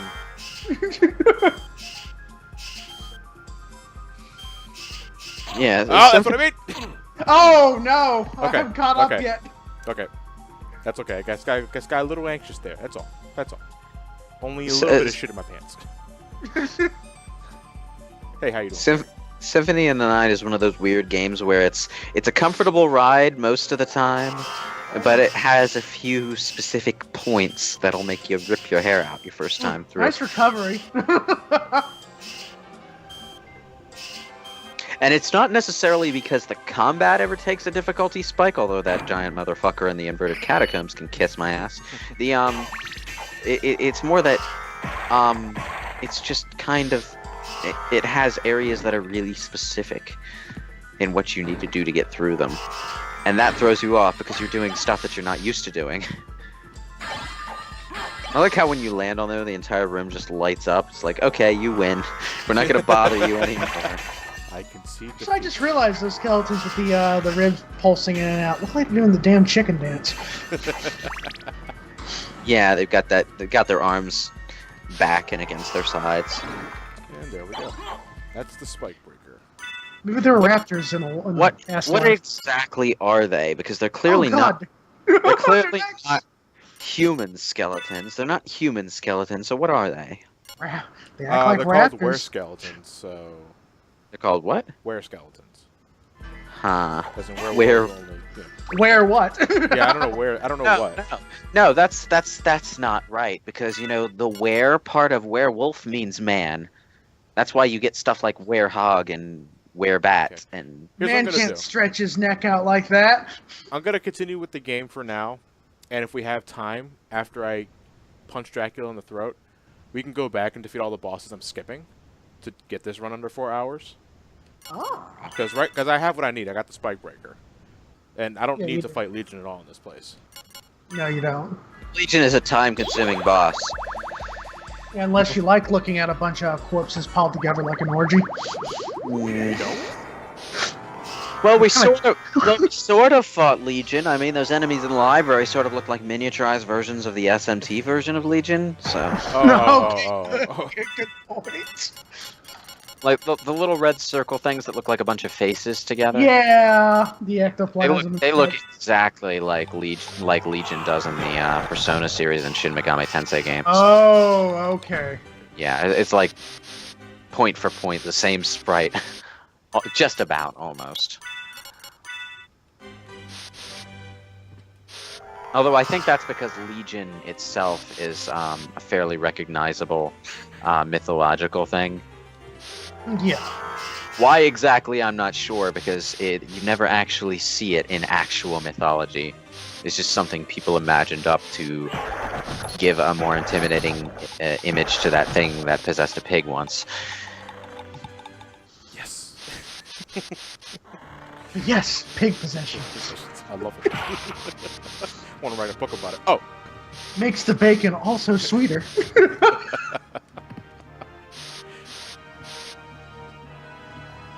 Okay, let's check our donations again. 2.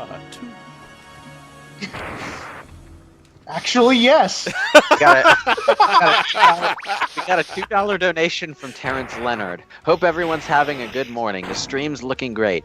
As someone who has only played the first Castlevania, could you recommend this game or any other ones in the series? Oh, Thanks yeah. a bunch. Have a great one, guys. Yeah, actually, Symphony of the Night is a great starting point for the Metroidvania style of Castlevanias, and I would also recommend all of the DS games and at least Aria of Sorrow on the Game Boy Advance. Although I've heard the other GBA Castlevanias are fine when you're not playing them on an actual GBA and can see the goddamn screen. Yeah, But you can play I think, Harmony of Dissonance with a Game Boy Wyatt because God knowing that game's already a graphical mess. Yeah. it's like which one of the GBA games was it that really brought out the original Game Boy Advance's screen lighting problems? Oh, Circle of the Moon. Circle of the Moon, yeah. You basically it's one of those games that really makes you have to be sitting on the surface of the sun to see anything sound like not an exaggeration. That's an Ashen's statement, by the way. Ashen says that about the GBA all the goddamn time. Okay. Actually, I'm gonna head up here and get all those hard ups and life ups because they just practically give them to you. So John, that just it's like $2? Yes. You know that's too good. You know that singular floating platform in the middle of that room would seem incredibly video gamey and not at all atmospheric if it weren't for the lion statues with their torches lighting up as you go up. And that makes it feel like, it's designed by Dracula, because why the fuck not? Because he wanted to have a floating platform that made you feel uncomfortable on your way up. No kidding. He also did the smart thing and knocked down his goddamn staircase. He should have kept it that way in the next game. No Belmont can possibly reach me now.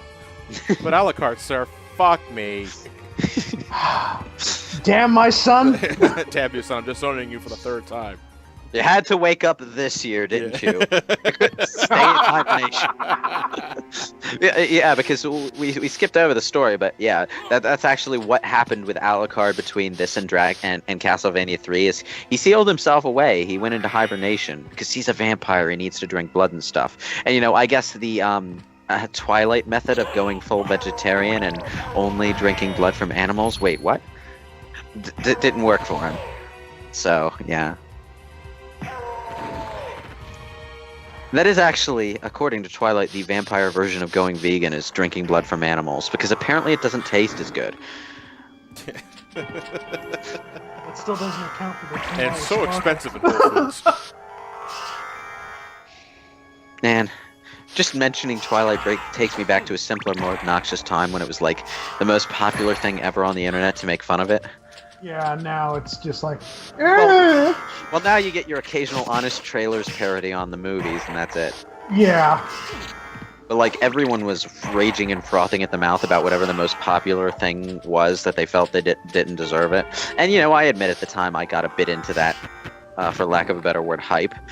Because like Naruto was a common target. Sonic the Hedgehog was a common target more for its fan base than the actual games, but yeah, well, a lot of things fell into the crosshairs of the internet simply for being too popular. So, did you find Rita? I found know Richter. if he's the I one didn't you're find looking him. for, but I found a Belmont.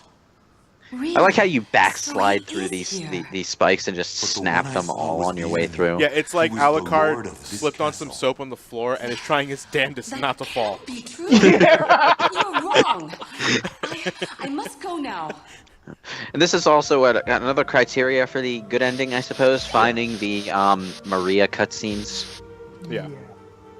Because you need to fight Maria to get a specific item, right?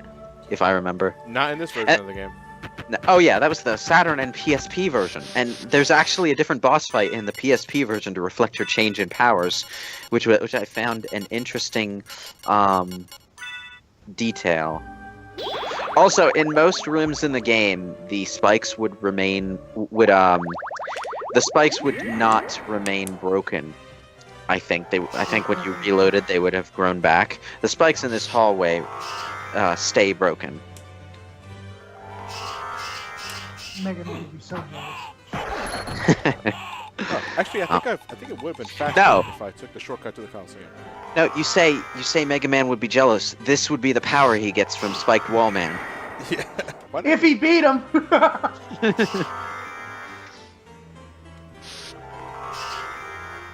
What would Mega Man do to take care of Spike Wall? Throw my number 9 at him. Right. That's an awfully Break bizarre spikes. counter. Break the spikes. No, he throw back at him and flee the room while Spiked Wallman was distracted. Summon There Alucard you as go. a familiar with a Spike Breaker armor. Summoning Alucard as a familiar. Oh, meta. It can happen. You know what? It's actually could be. Just go because I'm good at. It's not like I don't have a boss fight to worry about. So. Man. And I know this is the reason Bloodstained exists in the first place, but I miss Castlevania. I really, really miss Castlevania. Like, the closest thing we've gotten to a real Castlevania game in recent times was Harmony of Despair, and that was more of a multiplayer fan service kind of thing. Honestly, I would love to do as a Brain Scratch live playthrough at some point. Yeah, but it takes so goddamn long. It to- does. It like, you gotta grind every single level to get yourself up to par, especially if you're trying to play it single player. Yeah. And it's a really great game, but it's only a small handful of levels. The And, DLC it's 10 levels altogether. Yeah, and I liked the game enough that I got all of the DLC, but and it does some really, really cool things. Like the Castlevania 1 level is the entire game, Castlevania 1 arranged into a single level, which I thought was awesome. Like, I guess the best way to do it was that I get the game on... One of us gets the game on the PS3, because that one has local co-op. Yeah. And then we just spend a little bit of time every day, grinding and shit, and get the characters outfitted. Then we bring that PS3 to a live event, and we just play it. Goldstorm07 points out that Mighty Number 9 doesn't have insta-kill spikes, but doesn't Mighty Number 9 have, insta-kill electric walls instead? It's the same thing. Yeah, it's the same... Yeah. Just with a different coat of paint. Yeah, it's the same thing. Oh, I should probably equip that shit.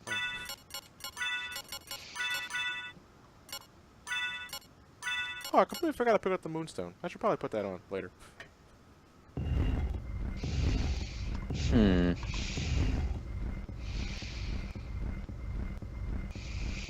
So there is a Moonstone and there is a Sunstone in this game. The Moonstone says it gives you stat power-ups after sunset, but I don't know what that timer is based off of.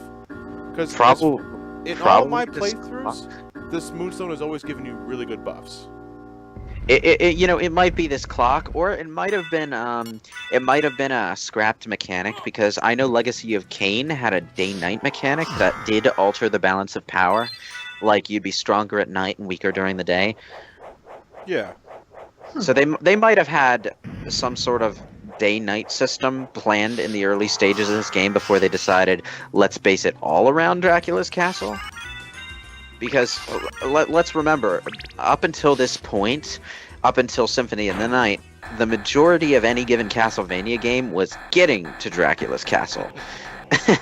And not to mention the technical first Metroidvania Castlevania was Simon's Quest, which had a day and night system. Yeah, it did have it. Yeah, that was. It was pretty bad because of the load times, but apparently there's a ROM hack that actually fixes the load times. Yeah. You can play the game without it holding you up quite as often. Yeah. But someone must be controlling him. Whatever we do, Yeah, we can't fixes the load let him times, actually fixes some of the translation issues, and people are less assholes. Take these with you. Sort of.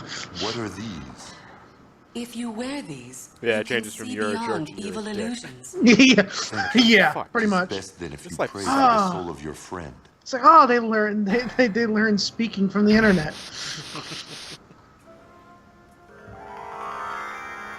And This is where this is where you would fight Maria, and it really, really feels like the boss fight should be here. By the way, it makes you wonder, why did they change? Was there?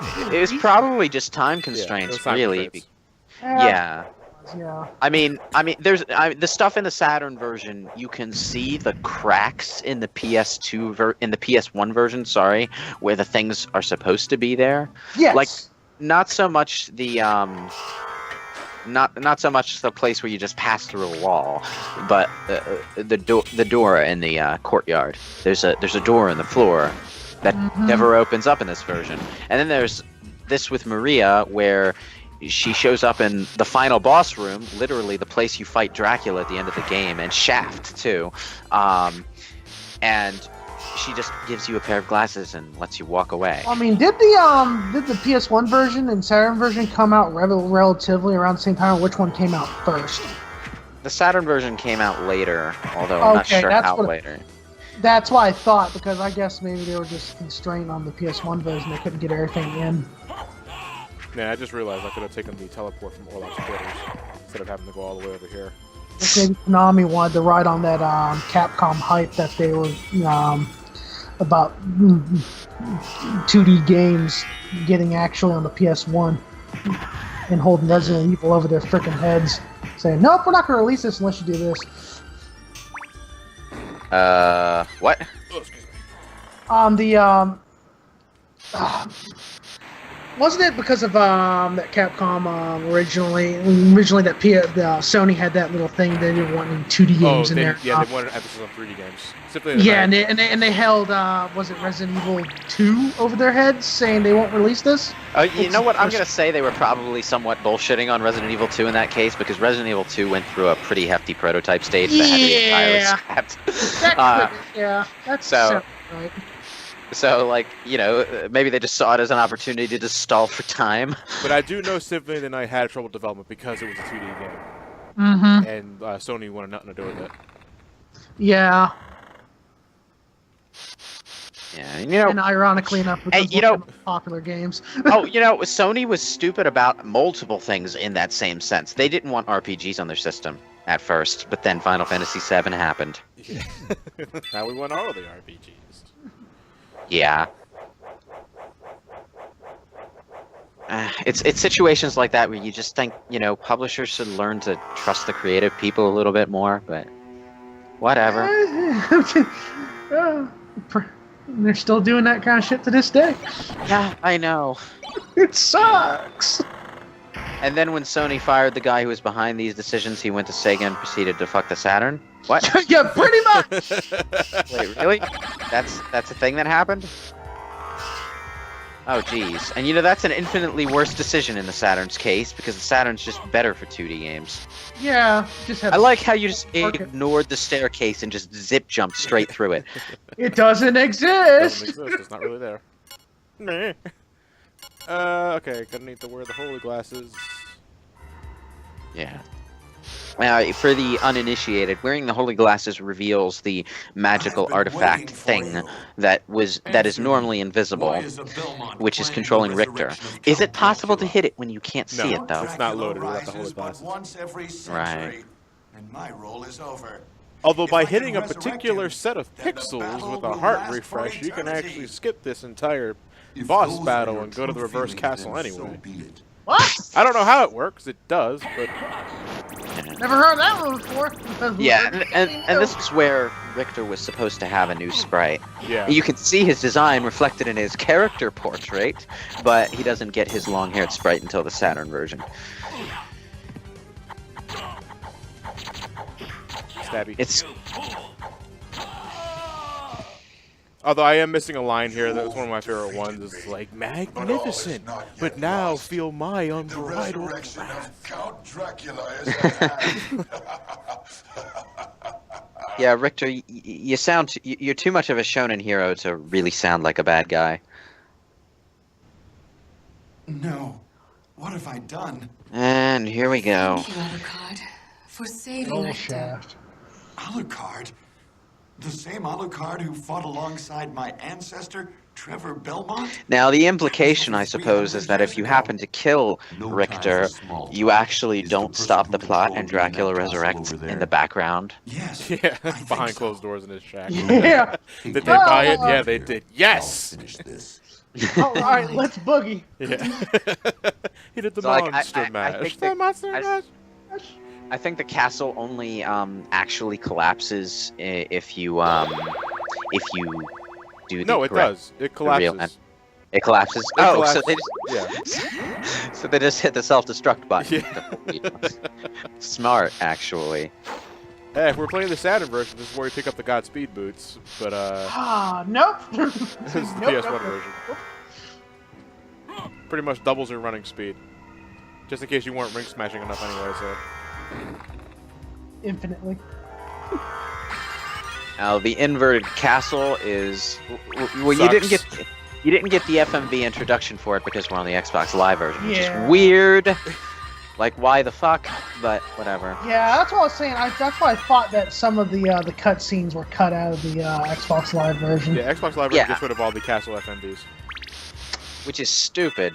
Yeah. I'm more bewildered than, like, angered, but it's like, huh. Like, I understand why they made the decision because the FMVs are low res, and when you have a low res pre-rendered scene, it creates a resolution incongruity that's pretty goddamn distracting. But on the other hand, not having a scene at all No. Do what Final Fantasy IX did. Final Fantasy IX's FMVs on the PC version are beautiful because they've been smoothed out. You know, kind of like what people have been doing for VHS and DVD movies for years. Capcom wanted to take the easy way out. Isn't Castlevania Konami? Oh, Konami! Shit! I'm sorry. I got something right now. Not to say I'd put that past Capcom, but. Oh, you're right. Capcom probably do it too. All right, folks, we're effectively past the halfway point of the game, but the second castle should go by remarkably quicker than the first one because I'm only going after the bosses that give you Dracula pieces. And again, if I'm well below my time slot, because I'm supposed to stop at 2, we can go and finish off the rest of the bosses that I didn't kill. Hell, I might even grind for the Crusade. Can we not? Oh, joy! Later down the road. No, it's like, can you not?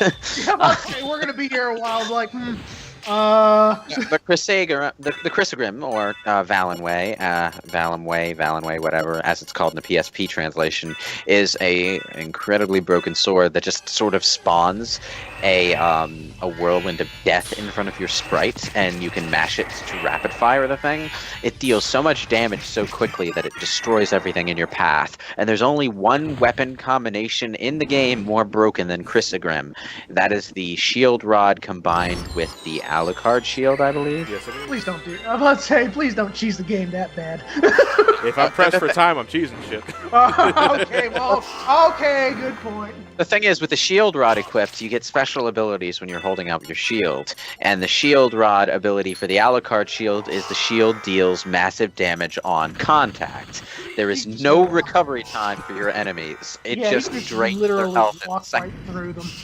Yeah, you can just, like, that giant motherfucker that I was telling you that I had so much trouble with. I've seen people with a shield rod and Alucard shield combination just stand in front of its big toe and kill it that way. I found your Achilles heel. It wasn't the heel at all, it was your toe. Who knew?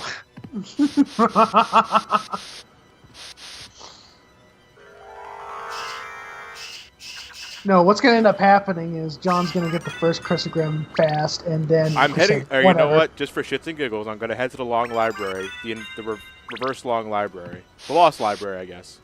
Okay. Once because I am gonna get the Alucard shield, and if I get a Crusader, it is very, very fucking unlikely. You get a Chrysogrim. I'm going to be shutting my mouth. If I'm getting a Crusader, like on my first trip, I am putting that on just because that never fucking happens with me. Yeah, you might as well savor it. Oh, we got a $25 donation from Big Rig. Happy to see John use Pro Straps on one of my favorite games. Pro straps. Happy to see John use Pro Straps on one of my favorite games ever. Keeps up the good times. Thanks, man. Even though I suck at them. Did you not see the library secrets? Yeah. Oh no, when you mean pro straps, you mean you're putting on suspenders. Yeah. I'm gonna say, the most annoying sections for me in 2D Castlevania, the stiff ones specifically, not necessarily Adventure Rebirth or Castlevania 4, are always the clock tower sequences, but they are so fun in the Metroidvania games. Ah, yes. Not reverse clock tower. I can kiss my ass. Yeah, because it was very clearly not laid out to be traversed upside down. It's almost like the entire castle wasn't laid out to be upside down. God damn it. Last minute ideas. It's not even like they didn't have a story explanation for possible layout differences in the inverted castle, because they did say the castle is a creature of chaos, etc., etc. The layout changes, etc., etc. More games, Like- etc. Buy more sequels, etc., etc. In fact, you know what? They made such a point to say that line in one of the cutscenes that I almost think they meant the inverted castle to be different. But maybe it was another time constraints issue that they just recycled everything. Dracula was being lazy that day. Like, I don't have time for this shit, Chef. What do you think? What if we just turn the capsule upside down? Goldstorm 007 just said Johnny is going to get a Chrysogrim drop while he's wing smashing and completely miss it. That's a good point. Don't wing smash it. Oh, if that happens, who said that? Goldstorm 007. I'm blacklisting you. 07. Blacklisting you. I don't give a shit if you made a donation or not. I'm blacklisting you. No, I appreciate the donation. Yeah, just don't wing smash through that area. But I have to win. No, I'm kidding. That specific area, like No, never the wing thing smash is through that it, unless you already have it's one. really fucking unlikely I'm not going to get it because a set of equipment that I didn't pick up is the a la carte equipment. I said a la carte, not a la carte. When you equip all of that, you get 30 plus to your luck. Hey, John, I think you're cutting out a little bit. Am I cutting out? Yeah, it sounds like your senses are getting like cut off short. Yeah. Oh, like how Discord does that shit? Well, we're not on Discord. No, it's just like Discord. Can you guys hear me now? Little bit. It's a little off and on, but Maybe I can hear XSplit you. is on the well, can you guys hear me now? Yeah, I can hear you now. I'll let you know if it does it again, though. Okay, thank you. Man, I just realized we're watching a video game about a man in high heels turning into a bat and slamming into every wall he sees in front of him. Who's wearing heels? What do you think? Okay, no, I'll stop. It's like sometimes the most epic video games can be turned into a complete joke if you take their logic at face value.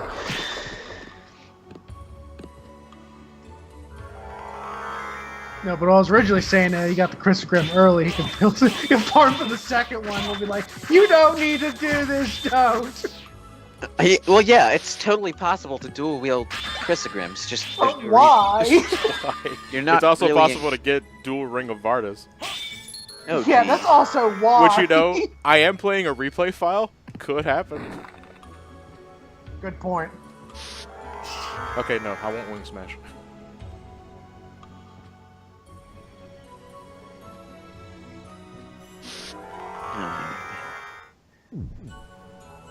Whoa. Was the library actually one of the vital areas to go into, or was that an optional? It's an optional area. It's completely optional. That's what I thought. It's a lot of optional areas in this. Reverse Library, Reverse Coliseum, Reverse Catacombs. Yeah. Well, Reverse Catacombs, you only go into the entry point because you have to fight Death, and he's a mandatory boss.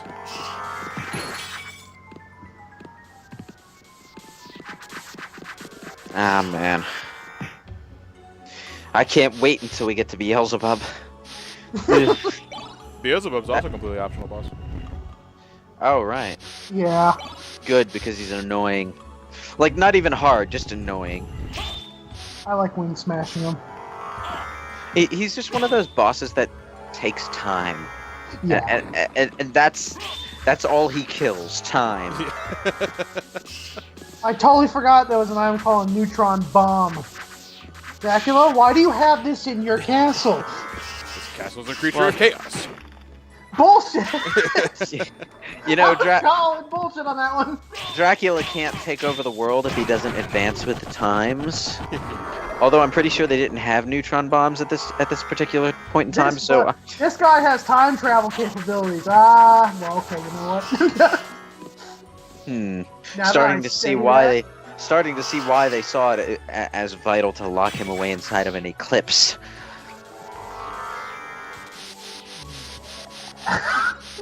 That was a dumb plot line. Yeah, I'm not gonna lie. I thought that was pretty stupid too. Oh right, there's no boss fight on that. The entire Soma arc is just Konami being really try hard to make the series more anime to appeal to Japanese players. Yeah. Which actually a lot of games that were more successful in the West were trying to do around that time. It's strange. They almost never worked either. Either because the game itself was pretty meh, like Other M, or because, well, the Japanese don't really care how Japanese looking a game is. If they don't like it, they don't like it. Yeah. Okay, I'm heading back out. Christogram! Oh, Christogram! Come on. Just one. That's all I want. Just one. Come here, boy! Or girl, whatever you are. Won't judge. Hello, Schmoosh. I like Schmoosh. It's like you're offering a chew toy. Yeah. Come here! Yes, Daling Pinkman, anime is real. You can rest easy. Well, thank God.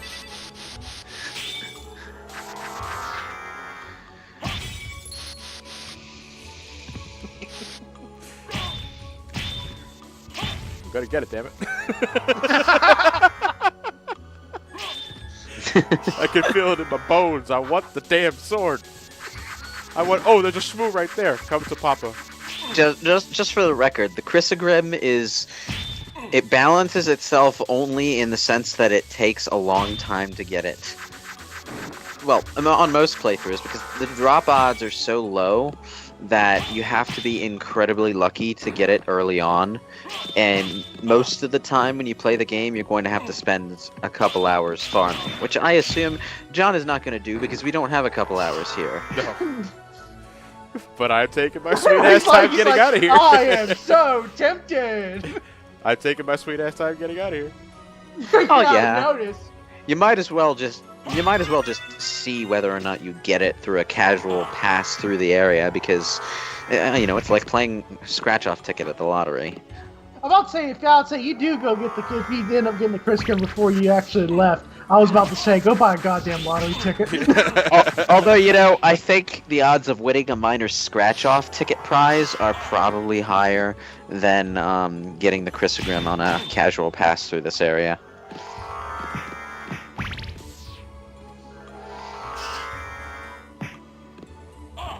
I know they told me not to wing smash through the area, but I can't help it, damn it. Oh, thank you, Fairy. If an item drops and you leave the area, that item is gone. Yeah. Yeah. What was that for? Games were not as good at keeping those things stashed away in memory. You did not get games that remembered where your dead enemies lay back then. Some games invented stupid cop-out story explanations for why enemy corpses disappeared if they were trying to be realistic. Like Resident Evil had this thing where acid consumed their bodies while they were off-screen. Yeah. Talking the original Resident Evil, not the remake that decided to keep bodies around and use them as a new gameplay mechanic. But, like, you only ever started to see that visibly happen in Resident Evil 4. Where the enemies would melt away after dying while they were still on screen. It was just a dumb explanation, like I think it was maybe in the manual or something, for why the zombie bodies disappeared when you left the screen. What? I got a ring of Varda! That shit's going on now! Remind me what. Where'd you get it from? Oh! Remind me what Son this. of a bitch! Remind me what this item does. Like I seem to. It's fuck you. I got mine. Overall, I seem to remember that you can only get this item on a second playthrough or beyond. Yeah, it's a repeat playthrough. Yeah, everybody agrees, John. Go buy a goddamn lottery ticket when you're done today. What does it do? All right, I'm gonna unequip it. And I want you to look at my stats increase when I see it, when I highlight it. Okay. See that? No, because 30s? I'm several seconds behind. I know. Hold on, when we get there. Oh, Son of a that bitch! That is nice. That is like the And you can get 2 accessory of them. to end all accessories. And you can get 2 of them and equip 2 of them, yeah, because you got 2 equip, accessory slots. I was wondering what the hell you were screaming about, and like, you couldn't have gotten a Chrysogrim. You're out of the library, and it hit me like, oh no. What does that do? No, that doesn't double your stats. It just gives you a big increase in all 4 of them. No, all 8 man. of them. Huh? Hold on, hang on, I'll actually. Oh, I never saw that before. What? Alright, you're gonna see it in the stream real quick. If you do a killing blow with the Holy Rod dash attack, a statue of an angel appears on the corpse. Oh yeah, you have. Oh shit! I never Yeah, knew but- that. Yeah, that happens. Wow, I'm learning new shit about this game. I love this game. You and me both. Yeah, it's a cool effect, and it sort of reminds me of what happens when occasionally you get turned to stone, and you'll turn into a statue of, I think, a specific enemy. Or Oh, something. yeah, when you turn to stone, you have a 1 in 64 chance of becoming a gargoyle, which looks awesome as shit.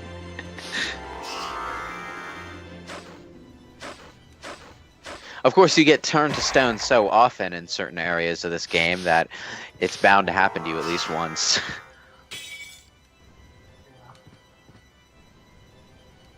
Ugh, I don't like this area. Even with the Ring of Fire, these spikes hurt. Oh, and spikes.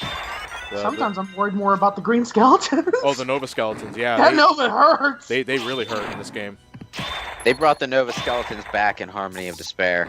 Yeah. Fuck that. Yeah, they did. I don't remember if they're exactly as strong. Well, they're not as hard to get around because you actually do have slightly better control in Harmony of Despair than you do in the Symphony of the Night. You also have characters have different set ways of movement too. Yeah. The other thing about it though is that because Soma's in the game, the Nova spell is actually obtainable from them. Oh. Yeah. Soma's soul system is their full force. So is Shanoa's glyphs system. The characters are every bit as complicated in terms of what they can do and how they can do it as they are in their respective games. Unfortunately, that makes characters like Alucard and the Belmonts seem a whole lot simpler than Shanoa and Soma. Yeah, no kidding, yeah. Oh, and apparently that Nova Skeleton, I don't know if you ever realized it, that's actually just a mimic of the Gradius beam attack, the big beam. Oh, like the energy laser? Yes. Oh, yeah, you know what? I wouldn't be surprised if that was the intention. I think that was.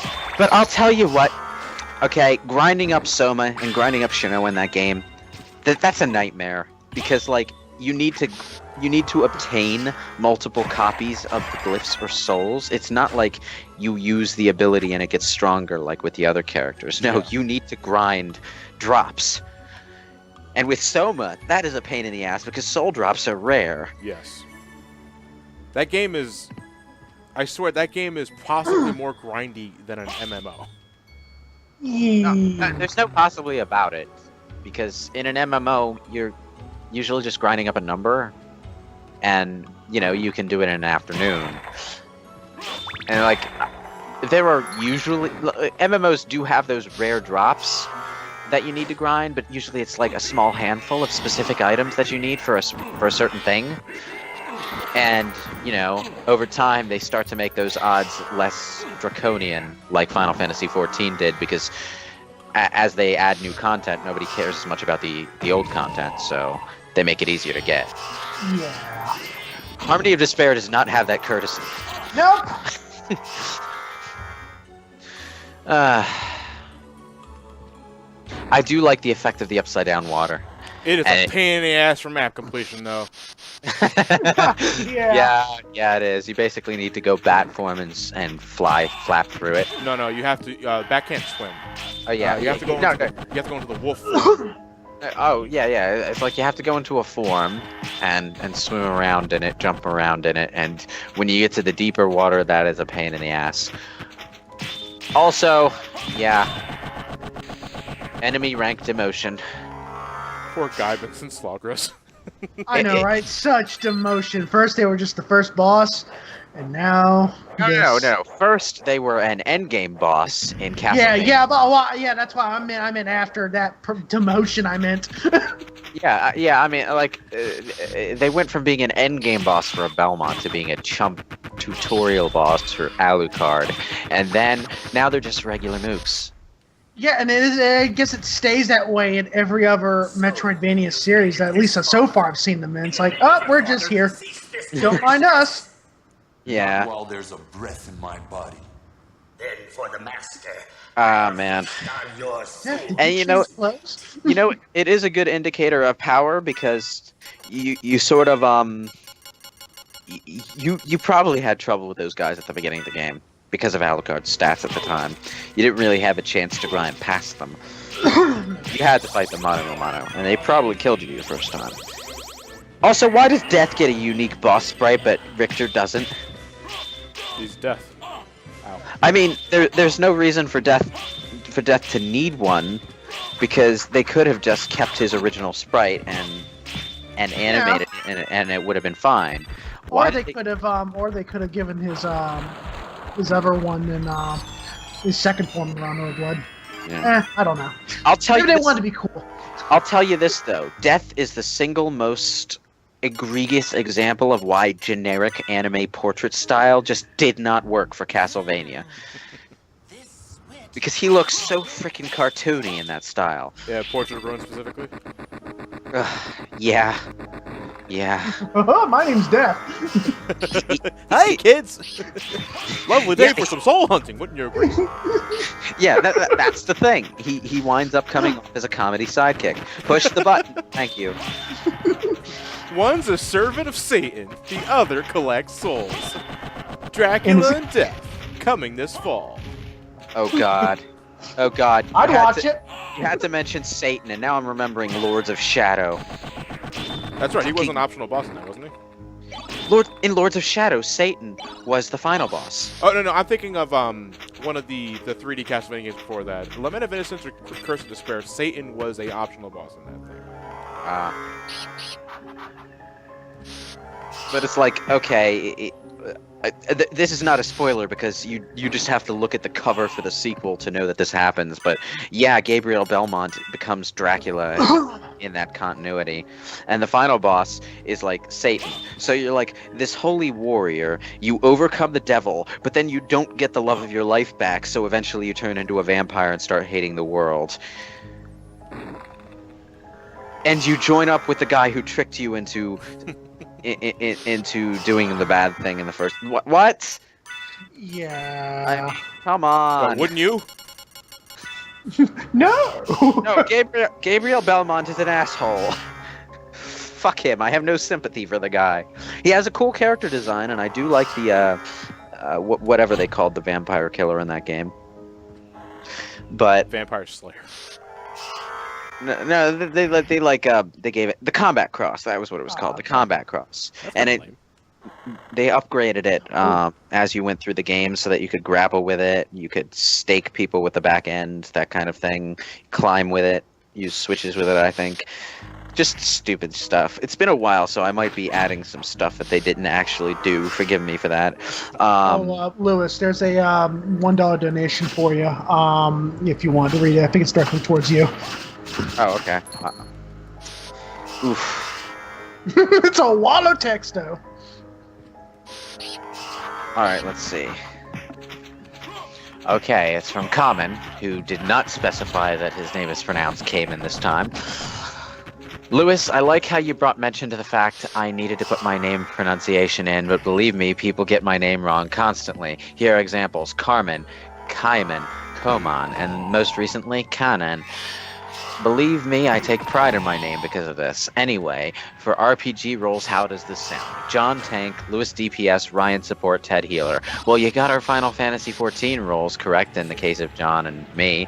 I have ideas swirling in my head. I just need to learn how to put to a professional level game. Requests for you as well as Johnny beat Dracula with all the Alucard equipment. I like book endings. Have fun, and I hope we can get to 9K ideally. Have fun, guys. Thank you very much. People mispronounce my last name on a regular basis, by the way. I just call it Lewis. I feel you. Well, yeah, but like whenever I'm like at a bank or something where they need to or on the phone where they need to confirm my last name, I not only Solaris Paradox for brain I not only need to confirm the way in which my first name is spelled, because there are multiple spellings for Lewis. I need to confirm the way my last name is spelled and pronounced, because it's a Portuguese name, and everyone. It's not spelled remotely like this, but a common mispronunciation is Medeiros. And I'm like, what? Where'd you get that extra I from? It's not in the name. There's the Alucard. Time to break the game. We're kind of already did. Yes. Oh, we're breaking it further. Yeah, break it. Step and you know on what? the broken pieces so it's nothing but ash. And you know what? Getting the Alucard shield is easy. Getting the shield rod is relatively easy. So, you're probably going to have this combination. The trick is finding out about it. Yeah. The only pitfall when it comes to the shield rod is that you might underestimate its usefulness because it's not as obvious as the other stuff in the game. Yeah. I mean, I can also keep forgetting what the other shields do. I mean, I only... Oh, dude, I don't think half the players of this game even find out what the other shields do. Yeah, unless they literally just sit and equip every single one of them.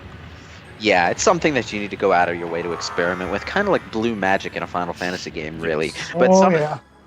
and like blue magic, some of the shields are utterly useless, but some of them are really good. Oh, speaking of Or which, situational at how's the best. 4-job fiesta going? Well, you know my combinations. I gotta resume it. I just didn't. I took a 2-week break on it because, of course, ADGQ and frickin' this FundTheCharityRoom. Yeah. I decided let's take a break a little bit, but I'm gonna actually pick it back up. I need to get it done before August 31st, so I'm actually just gonna stream it Mondays and Wednesdays on my channel and just finish it up. But I actually got a Berserker, a Knight, what the hell do you have jobs? Oh, Ranger and then Chemist.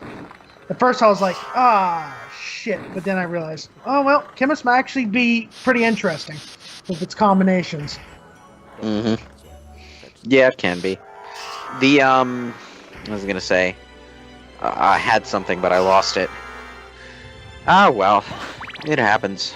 I'll come back to it, maybe. If I remember. I do like how in the inverted castle, the CD label, it's oriented to your screen. The hallway is flipped, but the CD label is right side up. Yeah. But I was saying to someone that actually finished it, I got kind of busy, and this is also my first year doing the 4-job fiesta. I look at it like this, though. Thank God I'm not slow beef, though, with 2 Berserkers. Oh, wow. For the second year in a row, I'm like, dude, really? It's like, what kind of stupid luck do you have?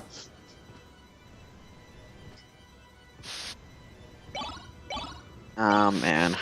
You should try it out one year, John. 1 year. One day. 1 year. Right now, me and Matt are just Or you working can on have getting Matt regular pretty- Final Fantasy V footage recorded for the actual game.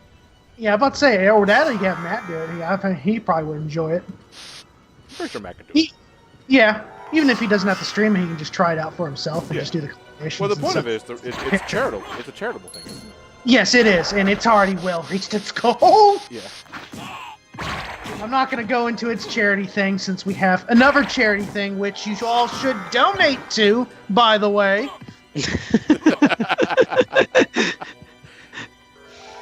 That enemy, that one-time enemy, well, it shows up like twice in this one hallway, I think. Does it ever appear anywhere else? What, the Dodo? No, the Flea Man jumping Flea Man around. riding the Yeah. No, I don't think it does. I think this is the only location it shows up at. Because that is a hilarious enemy. That is a hilarious fucking enemy. bonus points if you can snipe the Flea Man riding it, because if you do that, the dragon becomes sentient and it actually helps you. I just wish it stayed with me the rest of the Yeah. way. Oh man, that's kind of like recruiting the kangaroo in Streets of Rage 3. If you manage to kill the boss without killing the kangaroo, which is really hard to do, by the way, that kangaroo gets in your way a lot. The kangaroo will go off screen, and from that point on, the game doesn't directly tell you this, but you can select the kangaroo when you get a game over. So you can play the kangaroo for the rest of the game. It's an easier secret to find in the Genesis Ultimate Collection, though, because it's listed in the achievements. Yeah. Oh, fuck this song. I know. Hey, that's the benefit. I'm like, wow, I haven't muted. I don't have to listen to that. But you still do. It would drive me nuts. Listen to the final. I'll go to the reverse. Yeah, well, why not? 'Cause I could be have to go to look. that area. I could be playing an orchestral version of Papyrus's boss theme through this entire section, and none of you would ever know. But it would be very appropriate considering how many skeletons you're owning in this area. Why'd I do that? There we go. Ow. Lost, are we? No. I'm more like, why did I do the teleport slash? Oh. I forgot that was a thing. Someone linked to me something on the big company Twitter. Oh, what? SC After Hours. Do I want to ask? I'll link it in Okay. Skype. Thank you, Jingles. Uh-huh.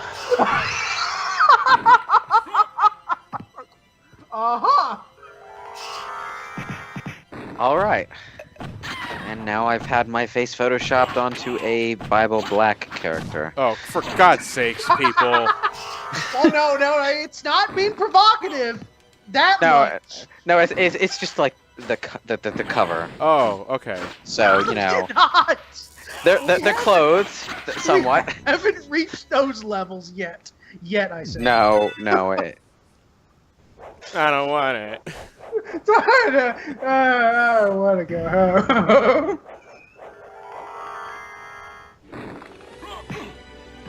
Oh. That's for the road. Yeah, I'll fight Beelzebub real quick. Why not? He's on the way.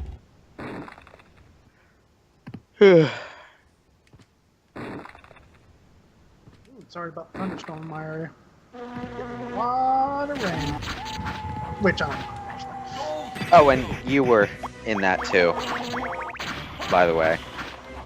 Oh, wait, where? Hold on. Not you. Oh, John. The other John. Yeah, I'm about to say, I was like, where the heck am I at? It just occurred to me that you probably didn't see. Oh God, Beelzebub. I thought this was optional. It is optional. What are you doing? Why are you here? It's on the way. It's still good. No, Oh, he yeah. said that and was like, oh God, where am I? And I was like, oh, please don't let me be in the spots that I shouldn't. Oh yeah, No. drop kick to the fucking neck. I do like Beelzebub as a boss concept, simply because you know, it takes the rotting corpse, Lord of the Flies thing Yeah. to its Logical extreme. conclusion. Yeah. Yeah. That must be a sad existence, by the way.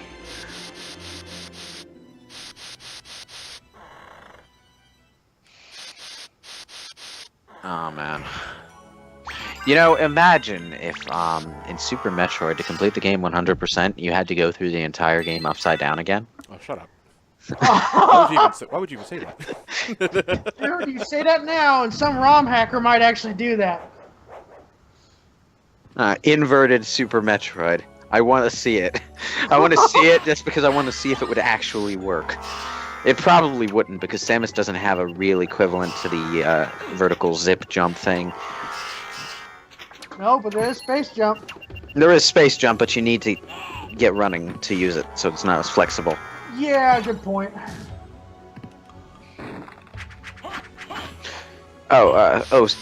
You mean space jump in the sense of infinite double jump? Yeah, there is that, I suppose. But Oh, you'd okay. Yeah, actually, you know, that is true. I kind of forget about that one, actually. forget about that one because, well, it winds up not being used in a lot of the Metroid games that I like to play, which are primarily the Prime games. Like the only 3D game that it's brought back in is Other M, which has no exploration, so you tend to forget it's there. Oh God, this enemy too. This enemy is worse than the other one because it has the shields that are always oriented toward you. John's got the right idea. He just says "fuck it" and runs past it. And then the thing's like, no, don't you run away, you son of a bitch, that's so spear. Get away! It's like, get back here, I'm lonely. Oh. The teleporting angel things with bows and arrows are also annoying. Especially with these imps. But they're more annoying if you're the kind of player who wants to kill all the enemies on the screen, like I am, because those guys are kind of difficult to get a good hit down on. About to say you're checking if you had the spike armor on. It's like, do I have the armor on? Oh shit! It's always kind of funny when you break the spikes in mist form, though, because like Very what? condensed myths. No, the spikes are really paper. They went on a budget.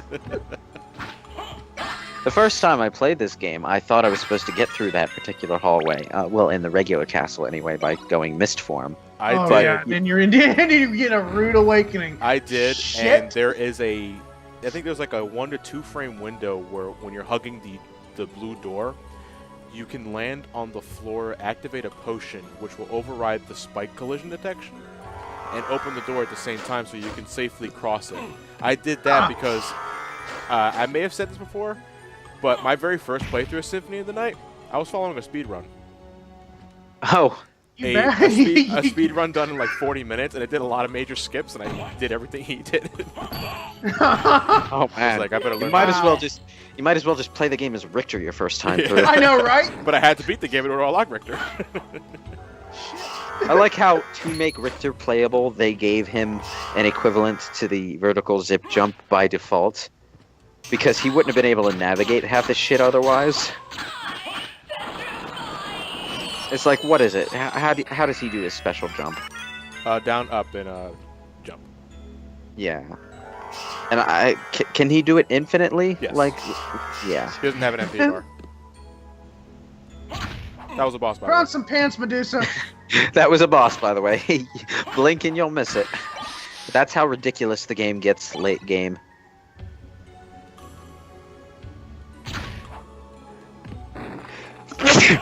Zutai. You know, it kind of perplexes me that the inverted castle is as easy as it is. Because if you've gotten to the inverted castle, there's a very, very, very good chance that you're at a pretty high level. Yeah. Correct me if I'm wrong. I think I have all the major Dracula pieces. Yeah, you do. Heart, tooth, So you're wing, good. eye. You're good to go in the middle. Yeah, I can go to the end game now. And we have about an hour and a half. Yeah. He's just getting it done so he can taste that sweet, sweet Chrysagram.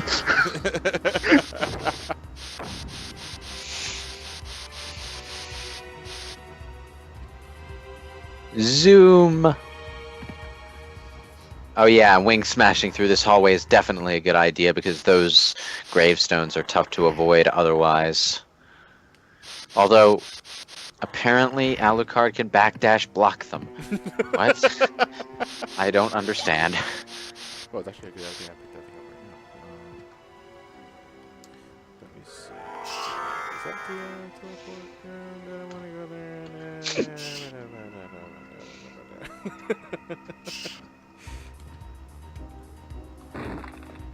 Lightning mail. It's like snail mail, only the opposite. We call it email these days, but you know, they were still trying to figure out a name in the 17th century. Ye old mail. Alchemy mail. That's the wrong one, John. Gotta say, I love how in future Metroidvanias you can choose what to warp. Yeah, a menu would have seriously helped. This is I'm actually vaguely surprised they didn't add a menu to the PSP version's teleports. You know, it would have been a prime time to do that.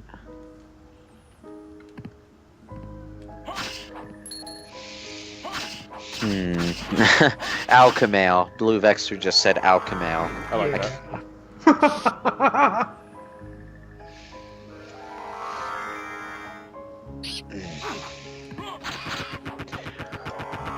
Sorry, Where you Slaughter. going? I just don't love you anymore.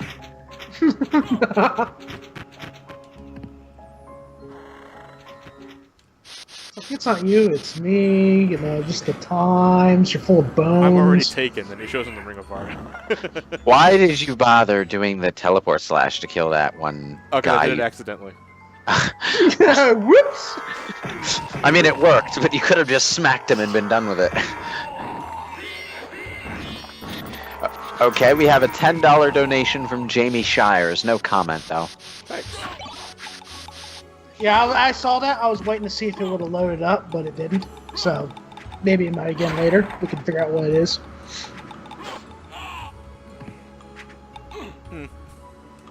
That plant enemy is another headache, by the way.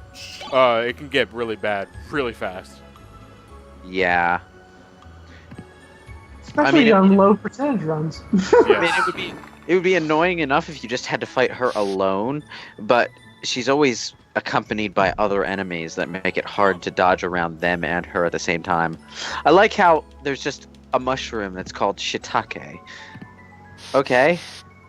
Yeah, it's a shiitake mushroom. The only reason anyone in the West knows what a shiitake mushroom is, or even that shiitake is associated to mushrooms, is because people used. I think it was Jim Carrey in Ace Ventura used shiitake mushrooms as a swear word substitute. Alright, this is gonna sound really obscure, but are you thinking Spy Kids instead? It might be Spy Kids. Yeah, because I'm about to say, hey, Ace Ventura. Although Jim Carrey still pops into my head, he might have done it too. Well, there was the whole Shikaka. Oh, Shikaka. Yeah, that's what I'm thinking of. I'm sorry. Yeah, that's twice actually we brought up Ace Ventura in this marathon. I know it's really fucking weird because it goes to goblins. I was dealing with the White Devils and I called them the Quincy Wocha, so that's what they call them in the Nature. Oh man. Jim Carrey is great, by the way. Like, you get those comedy actors like Mike Myers who have their shtick and don't really do much beyond that. But then there's very occasionally you get someone with range like Jim Carrey who, is really well known for his trademark brand of crazy antics, but does really, really well at serious roles too. I'm thinking Truman Show and The Majestic myself, but there are probably others. No, I am missing a Dracula piece. Which one am I missing?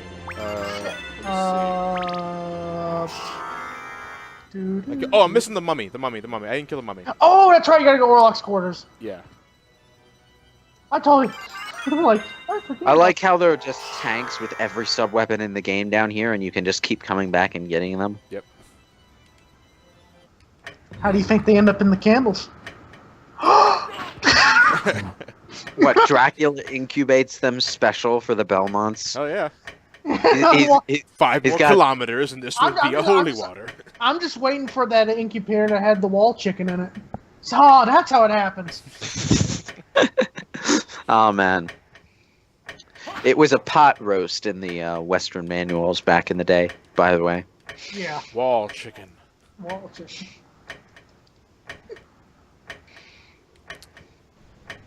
Well, this is riveting as shit. Woo! Wait for this thing to open. Come on! I won't tell.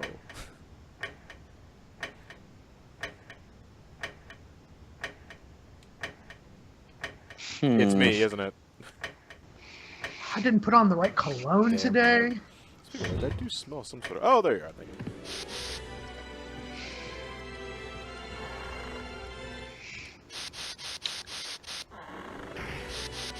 I always love looking at Gothic architecture upside down. You should try it sometime. Oh, I do like Gothic architecture when it's done right, but Gothic architecture in a game requires a lot of atmosphere. Yeah. And Symphony of the Night does it about as well as a 2D game ever could.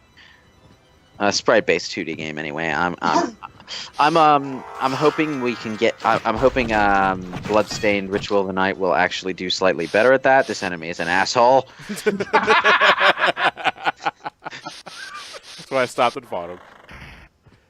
Like there are just certain enemies in this game that have attack patterns that are kind of hard to dodge, which isn't so much of a problem from a difficulty standpoint because your health is so high at this point in the game by the time you run into any of those enemies. But whenever you get hit in Symphony of the Night in particular, you suffer much more potent knockback than you do in the other Metroidvanias. So, yeah, getting hit is annoying. Give me 1 second, guys. I need to get some scissors and try to open this bag of pretzel in the room, and it's like giving me shit. And I'm like, my scissors are in the other side of the room. I'm like, See, I'm not the only murderer of pretzel bag. Actually, I would say that is the most that is the one thing about Symphony of the Night other than the inverted castle and the odd cases of time constraints resulting in unfinished things. The only things that I have a problem with in Symphony of the Night, the knockback is one of them. The Metroidvania style feels more smoothly designed to me in later games that lessened knockback. That was a boss, by the way. Yeah. No medicine left. Oh, I'm sorry. What is that right there? Looks like a butthole.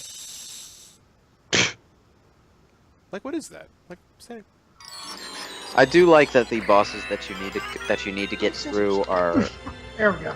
for the most part, classic Castlevania bosses in the inverted Yeah. castle. Like, I think they're bosses from Castlevania 1, and they give you Dracula's pieces from Castlevania 2. yeah, it's a double throwback. I like the naming convention they used in the translation, though. Rib of Vlad, Heart of Vlad. Did anyone who played this game know that Vlad meant Vladimir? Like, his name, his first name? Not Putin now. Ah, Count Putin. We meet at last.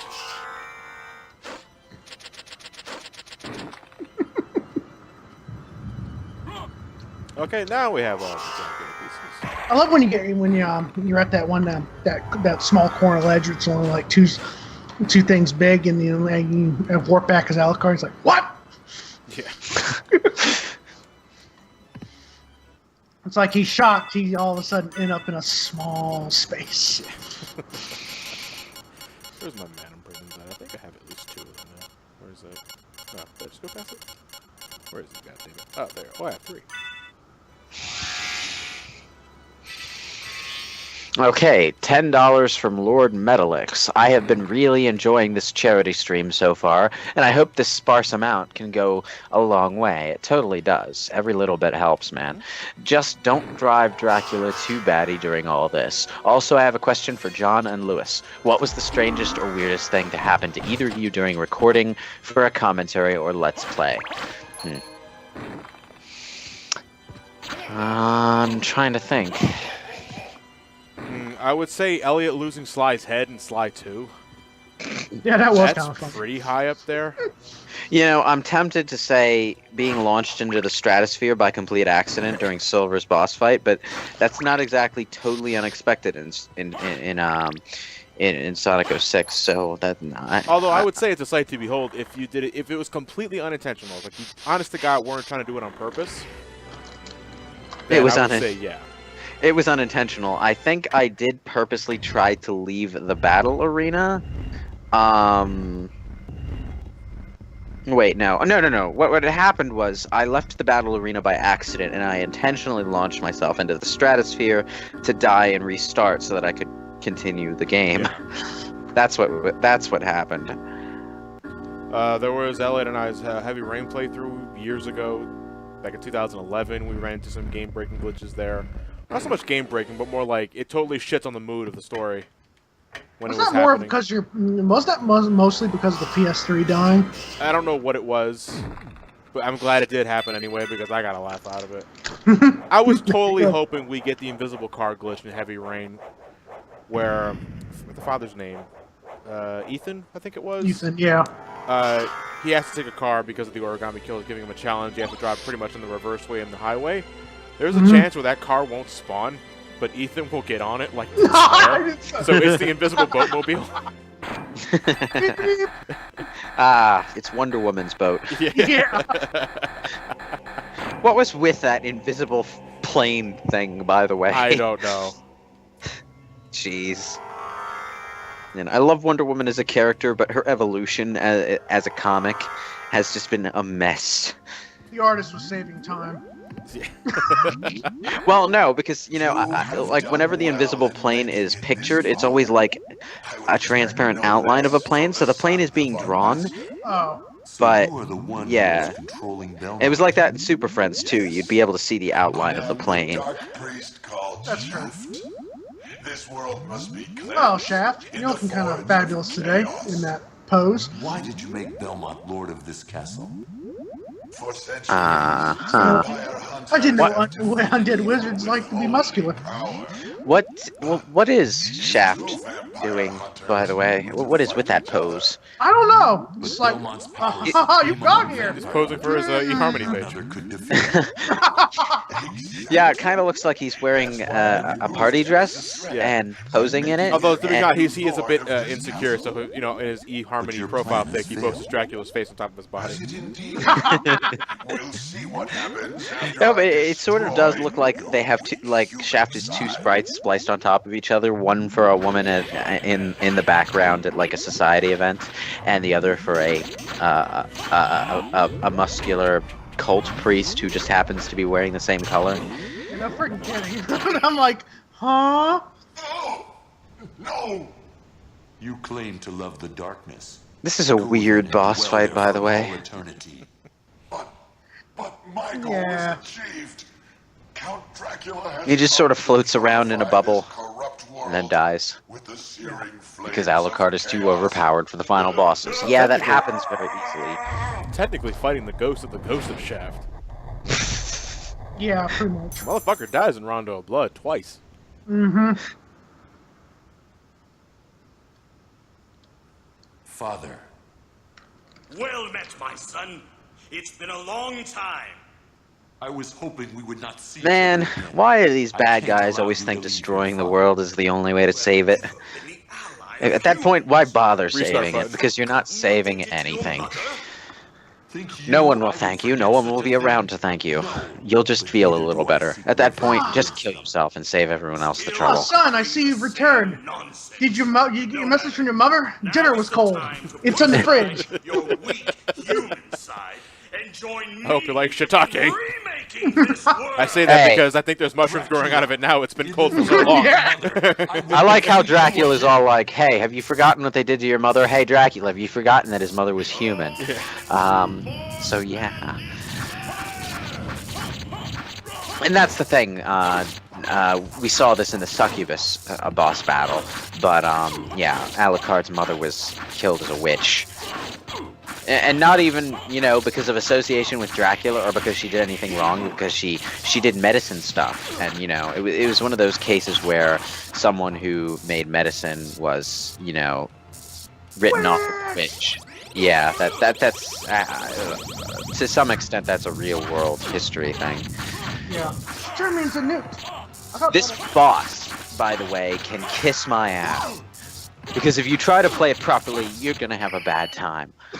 Yeah. Go back whence I'm surprised you're not you cheesing with the shield. trouble the soul No, of not- my not mother now. no more. Got so much time left that, we kind of just need to fill it. So defeated. Yeah. All right, let's No go after kidding. all the other bosses. You then. have been doomed ever since you lost the ability I wonder to if all the love. heads have a conversation of their own. Because this looks like this really isn't attached to Dracula. It looks like it's just attached to his chair. If he I think it's a gains part the of his world cape. and loses his own His cape? soul, Yeah. Matthew, All I can say is Dracula must have really liked that one weird moment in Streets of Rage 2 where there was a head on a tentacle neck that burst out of the wall. Okay, now that I'm seeing it a little bit, yeah, it looks like it is attached to his cape. I always thought it was attached to his chair. If you cannot live Boy. with them, then The His chair is cape also has part of his cape too. for theirs is already That's a a hard bitching life. cape. I want chair cape. his cape has range. Yeah. It's kind of strange because this transformation of Dracula, the pixel quality is so low that you might not even notice Dracula's sitting in the middle of the sprite. Especially Yeah. since it's moving around so goddamn much. I mean, whatever uses would he have with this cape? Open up a can of pickles with those big hands? Also, where And does he still Dracula has a struggle. Yeah. keep getting new and interesting transformations from? I'm glad you're all right. Do you remember the good old days when he just transformed into a giant man bat and left it at that? But then he decided that was boring and decided to invent a new transformation every time he He resurrected. Well, started no, with Castlevania it- 3, he went bird. Yeah. No, I think he realized when it came to the SNES, when the Super Nintendo Dracula X, he looked a little too masochistic, and he was like, "Well, you know what? I need to actually change this. Make myself a little more menacing instead of S&M like." What will you I might be spreading the wrong message. I actually don't like any of that. In my veins are cursed. It would be best for this world if I were to disappear forever. What happened to the blue border for this? I can barely read this text. Farewell. I know, right? Will not meet again. Did it actually have a blue border in the I'm other pretty versions? sure it did in the PlayStation 1 version, yeah. Don't you want to go after him? Man, skipping on that budget, I swear to God. this way? Or we get rid of load times, but we gotta get rid of this blue border. We can't have both. Someday, perhaps, we will meet again. Now, in the 100% good ending, the only real change is that Maria chases after Alucard, I suppose. And, Everyone's waiting for us. We hope for the best. Yes. Let's yeah, go. so supposedly that Come on, leads Richter. to a happier ending for... Yeah, since we're playing on the Xbox 360 version, we don't actually get I Am the Knight. I'm not I Am the Knight. I'm Batman. I Am the Wind. It gets replaced with a musical piece from Lament of Innocence, which represents the Belmont clan. I think that's what it was. So for that donation comment earlier, let me look up I Am the Wind. Because I legitimately don't like that song. It's smooth jazz. And here on Dracula 1045. Actually, it should be 108.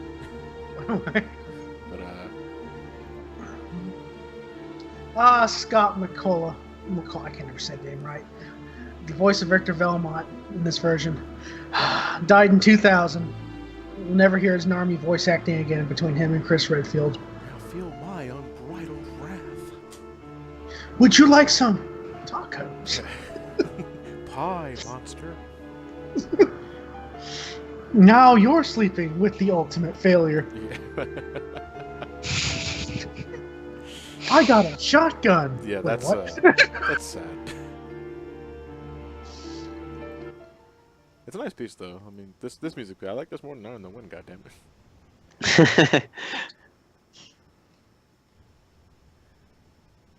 well. Just like the wind, I've always been drifting high up in the sky that never ends. Through thick and thin, I always win. 'Cause I would fight both life and death to save a friend. I face my destiny every day. I don't like this song.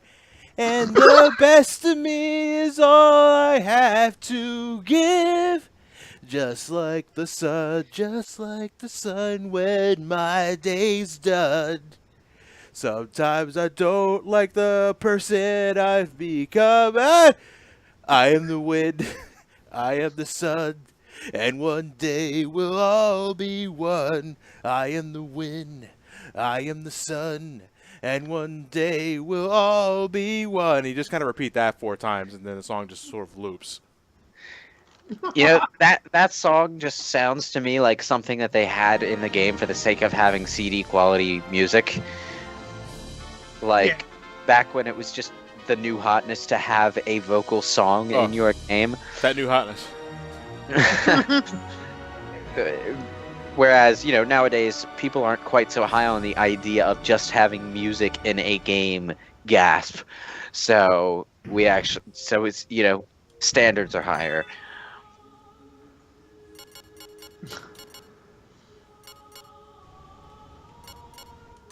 Okay, let's kill the rest of those bosses. It's like, oh, they skipped us. The game's over. Oh, they're coming back? Shit! All right, who do we start with? Oh, wait. Fuck. What? I dropped too far. How did I do that? Would you do what? I clearly faced that guy's sword. Oh, I guess we'll see it in the Yeah. over there. I keep forgetting how far behind I am. Yeah. It's like you were going fuck while I was watching you load your save file. I'm Yeah, like, what's up in half. I'm like, did you pick the wrong save file? What? I almost probably accidentally deleted. I'm like, how?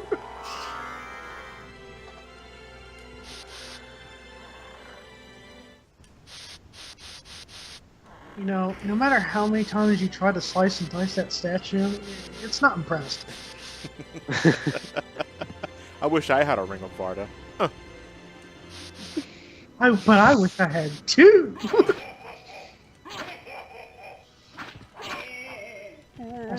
Go by. Man, just think how easy the Castlevania games would be if everything was upside down, so you didn't have to climb stairs anymore. Stairs weren't easy for decor. Yeah. stairs were the bane of your existence in classic Castlevania, and I know that intimately, because by God, I played the Castlevania Chronicles, the sort of 16-bit looking remake of the first game, which is basically every bit as hard as the first game, except with some slight jumping control improvement. You still get knocked back like a motherfucker, though. Isn't the layout a little bit different on that game? Yeah. A little bit. It's not exactly the same game. Yeah. And it's kind of weird, though, because Castlevania 1 already had a remake in Castlevania 4, but then they remade Castlevania 1. Let's do it again. Yeah, I think if I'm not mistaken, that version actually came out on something called the Sharp before it came to PS1. The Sharp? Oh, I think it's an MXX console. No, it was something different. I think it was a little more powerful. I think that was a Famicom Disk System thing. No, because he's right. There is the version of Castlevania in Castlevania Chronicles is technically 2 games. There's the remix, which is the PS1 game, and then there's the other version of the game that was originally on a different console. Yeah, it's they like just ported it to PlayStation 1. X8 something, X8000 something. I can't remember. I'm not into older obscure systems like that. Yeah, the ones you have to literally dig for on those ones. Yeah, the Sharp X6 8000. There you go. Okay, so Sharp did another thing. Yeah, it was on that version first. Yeah. Then they did the PS1 because you can play 2 different modes on that one. What I was thinking of was a Sharp version of the NES, of the Famicom Disk System that was basically an all-in-one system that did both. Oh. Yeah, and that's fairly expensive. Yeah. Well, not super expensive. Like, it probably cost you about as much as getting the disk system and a Famicom anyway. But, I actually just watched that episode on the Game Historian where they talked about that. I was like, I never knew certain things about that. Sounds cool. I knew next to nothing about the Famicom disk system before I watched that. Yeah. I only knew certain things, just better sound chip. Better sound chip, better game storage than the cartridges that were around at the time it was made. Time like this, I'm actually glad I'm not playing the Saturn version because Reverse Catacombs fucking lags like crazy in that version of the game. Oh yeah, because it's got the Ice Wizards specifically. They have a screen nuke. It's because it's got the 3D effects going on in the background all the time. Yeah, I believe so. Okay, this is about the only boss we're really good at cheese in this run.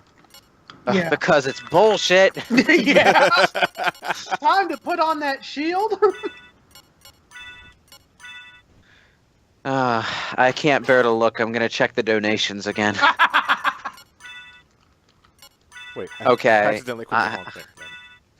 My cowardice is rewarded. We have 2 donations. $5 from Srirachi Durazzi. Hey guys, this is my last donation, and I'd like to say you've done a great job entertaining us with the marathon and helping Dreamscape. Also, question for Lewis regarding Sonic the Lost World ROM hack commentary. What motivated you to make a commentary for Random Sonic ROM hack, and do you have plans to make another ROM hack commentary? I was motivated by the fact that I wanted an excuse to talk about all of the cut content in the game without taking up all of the time in the game, since I was pretty sure it was going to be a quick playthrough when we did Sonic 2. To follow up on that, and I'm sorry to cut you off, but I wanted to do, you know how, because we did Sonic Adventure 2 Revisited and all that, and we do kind of plan on doing a Super Mario Brothers Revisited at some point. Would we be down with doing the Taxman versions of Sonic 1 and 2? That would be excellent, yeah. That would be really cool. Y'all should do that. Yeah. And it's possible to record from phones. You could use stuff like SideSync, and I think there's also a video capture app for phones if your phone recorder. is... It's actually really good. Yeah. And we also have a $2 donation from Game Boy Zero. Symphony of the Night at 60 FPS, so glorious. Good luck again, guys. This is really awesome that you do this. Thanks again, Johnny, for following me on Twitter. Also, Lewis, nice impression of yourself at TMG. Happy streaming. What? I forgot that the reward for beating Galamov is pretty much the fart cloud. Oh. Good, the boss battle's over. Yeah, it didn't last long. Yeah, the boss battle ended like an hour ago. Keep up. with the Shield Rider Chrysogrim, that boss battle goes down like a sack of bricks, but trying to fight it legitimately is something else. Yeah.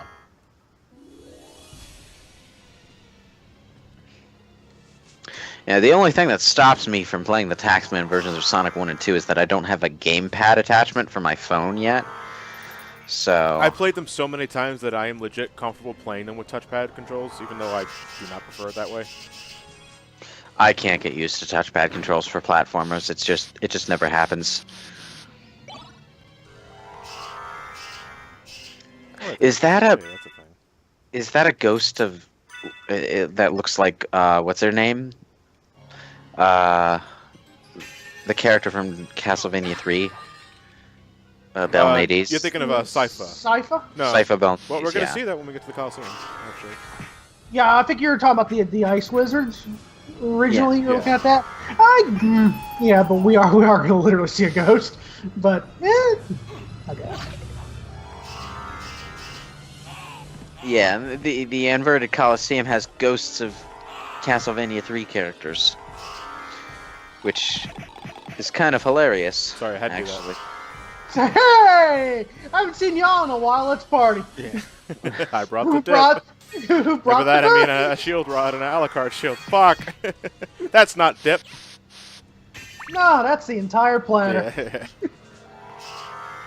Why are you bothering to wing smash the red Because skeletons? they're all lined up so neatly like that. You have to It's do like it. a stack of cards. Yeah, you wouldn't do that. I'd do that.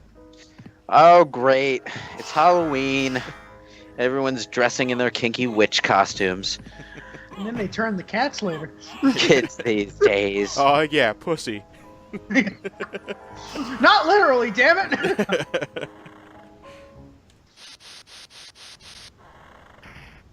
All right. Let me see. We want to head to the Coliseum from.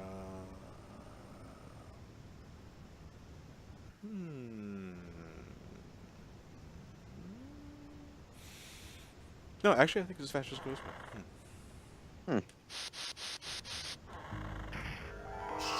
You'd be surprised how turning a capsule upside down would actually like Disorient. yeah, discombobulate me. Yeah.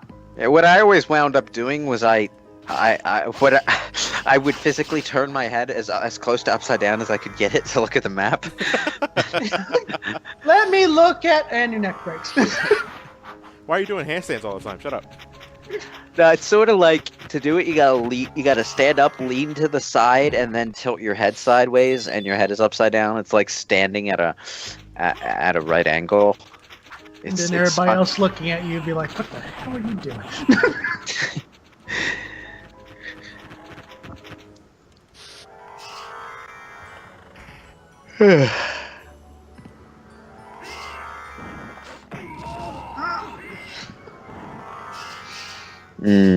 Glorious explosions. Very. You love the explosions. You Too bad crave they're on for work. explosions. Too bad they're on worthless enemies. Yeah. It just doesn't seem as satisfying. Oh, shit. No medicine left. Oh, I love that. I never noticed that too. What? So the fairy familiar will heal you. Will heal your status effects if you have the necessary items in your inventory. And Oh, right. if you are poisoned, or say you have a status effect and you don't have the item in your inventory, she will have a little animation where she tries her damnedest looking through her pockets. And then I just see, I caught up. I just saw that. I'm like, yeah, huh? it's like, sorry, there's nothing left. Like, she really got all fucking Tasmanian Devil with that spin. Like, Jesus Christ. Ah, man. Tasmanian Devil is like the one Warner Brothers character that I never hear anyone talk about, ever. No, because we're past the 90s. Yeah, we are. Oh, remember that show? Welcome to Tasmania, there you go. Yeah, come to Tasmania. The song. That takes me back. Didn't watch much of it, though, because I was already distracted with Tiny Toons and Animaniacs. Yeah, it came on obscure. It was like Saturday mornings and such. It was that obscure little time. Of I its own. remember liking it enough to want to play a Tasmanian Devil video game that was on the Genesis, but it must not have been a very remarkable one because I don't remember anything about it. Yeah. Let me see. The Are those spike wheel things in the? Ooh! I saw that laser hit you. Ow. You are getting your shit right. Oh, despite the fact that I'm pretty decked out with my equipment, this area still hurts. Oh yeah, it does. Yeah, it really does. Wing smash, thank you. Oh.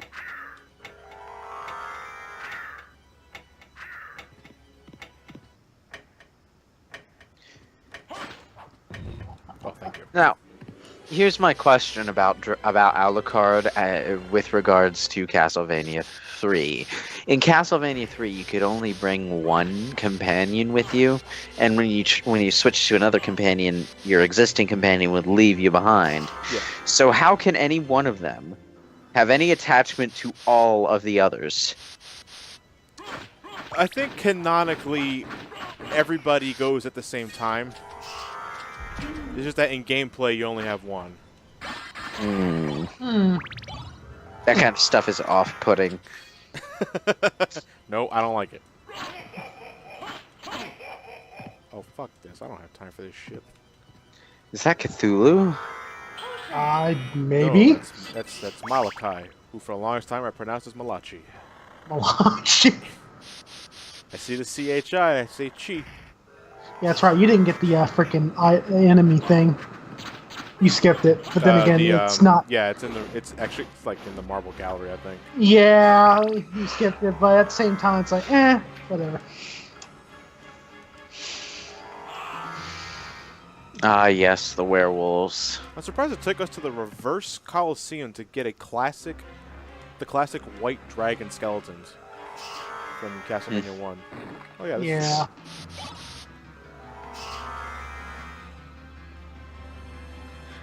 Well, those particular enemies are less of a threat when you've got this much freedom of movement, so, I say I mean, a major part of the challenge of that particular enemy type was actually hitting them, but it's pretty easy to hit them with this level of control. Alright. Let's go smack a zombie Trevor in the face. He owes me $12. He maxed out my credit card. I didn't even know what a credit card was until this game.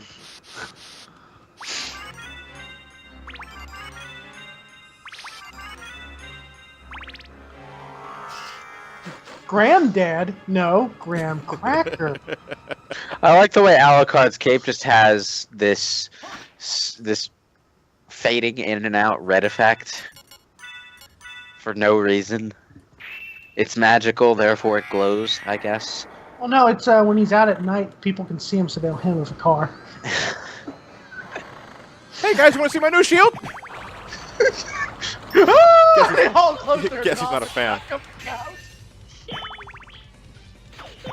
Sypha, it's a new shield. Got your engraved. Oh fuck, Grant, Shirley. Oh shit, you didn't even last very long at all. Fuck, I thought it was cool. This is a cool. That was a cool boss fight, if only because you get to see like fully realized higher res sprites for characters that previously only existed in 8-bit form. Yeah. I would have laughed though when, cause you know how Maria explained the looking for Richter and you saw 8-bit Trevor. I would have laughed my ass off if he just stayed that way. Yeah. Okay, let me check. Is that all the bosses in reverse? I took care of Beelzebub. I took care of the doppelgangers. I think it is, yeah. So now we're just going back to normal castle again. Probably my favorite animation in this game is what happens when you get hit while you've got your shield up. Because it just goes flying. Yeah, it just goes flying. Like, fuck your shield. Play the game normally. But you still got your shield.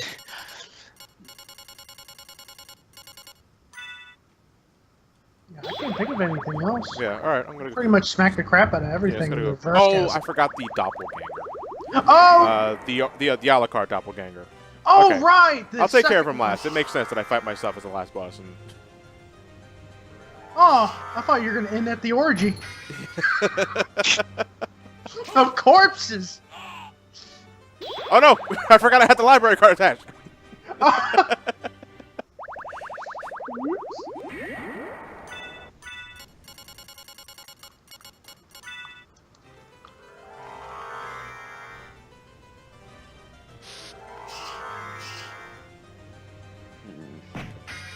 Oh, now I see what you're saying. You had the library card. Oh, okay, you did just went back a second time. It's like, God damn it! Now I'm so mad. Come here, old man. I'm just gonna hacky sack you for a little bit. Okay, we got a $1 donation from Zork787, who kindly informs us this isn't Sonic Adventure DX, Kappa. Whoops. Oh, is the game title still say Sonic Adventure Yeah, DX? it still says that. I'm like, No, that's Sonic Whoopsie. Adventure DX. Check your eyes. It's Sonic Adventure. Oops. Sonic is just going on a castle-wide quest to destroy his father, because fuck him. I'm Sonic, Sonic the Hedgehog. Why am I in this castle? Why do I sound like a vampire? These heels might be good for grinding.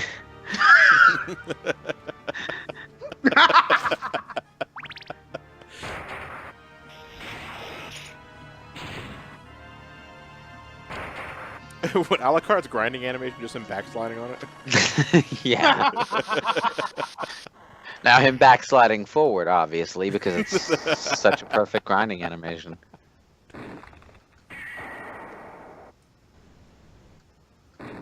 Ugh. Man.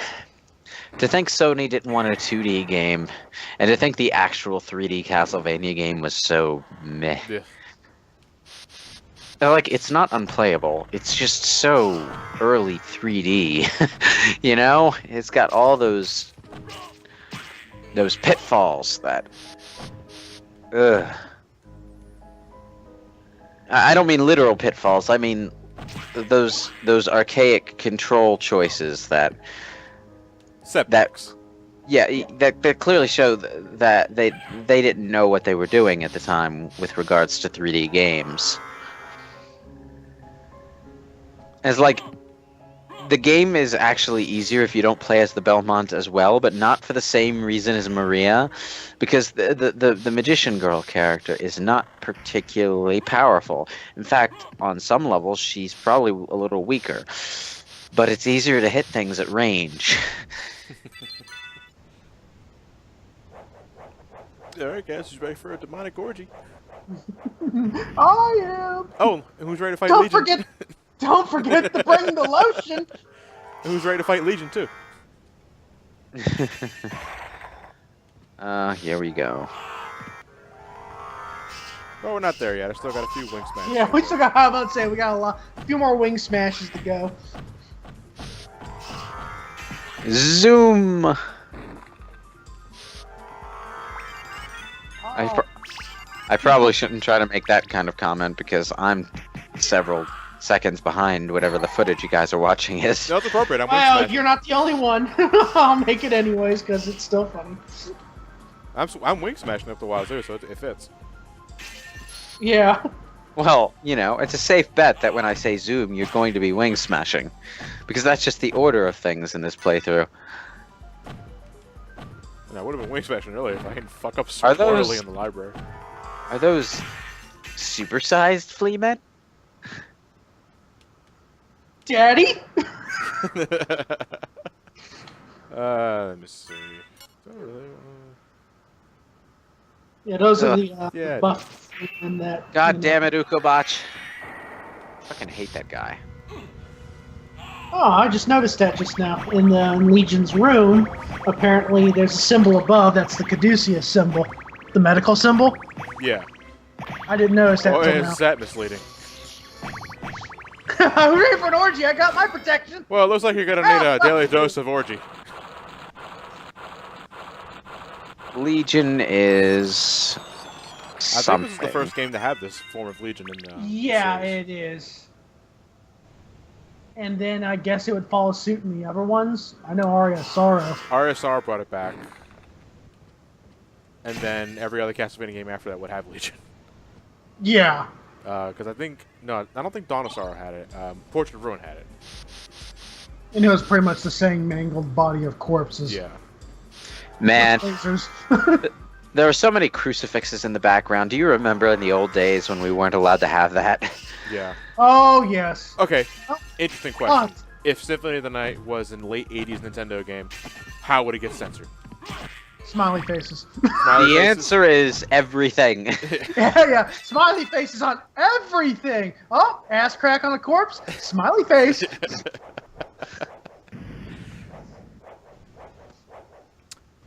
Okay. Hey again, Tom. I believe we pretty much cleaned house. Let me see. Except Doing the, a quick thing in the castle. Got that. Yeah, I think all that's left is the doppelganger. So let's go back to the reverse castle. We're gonna play a game of chess. With the doppelganger.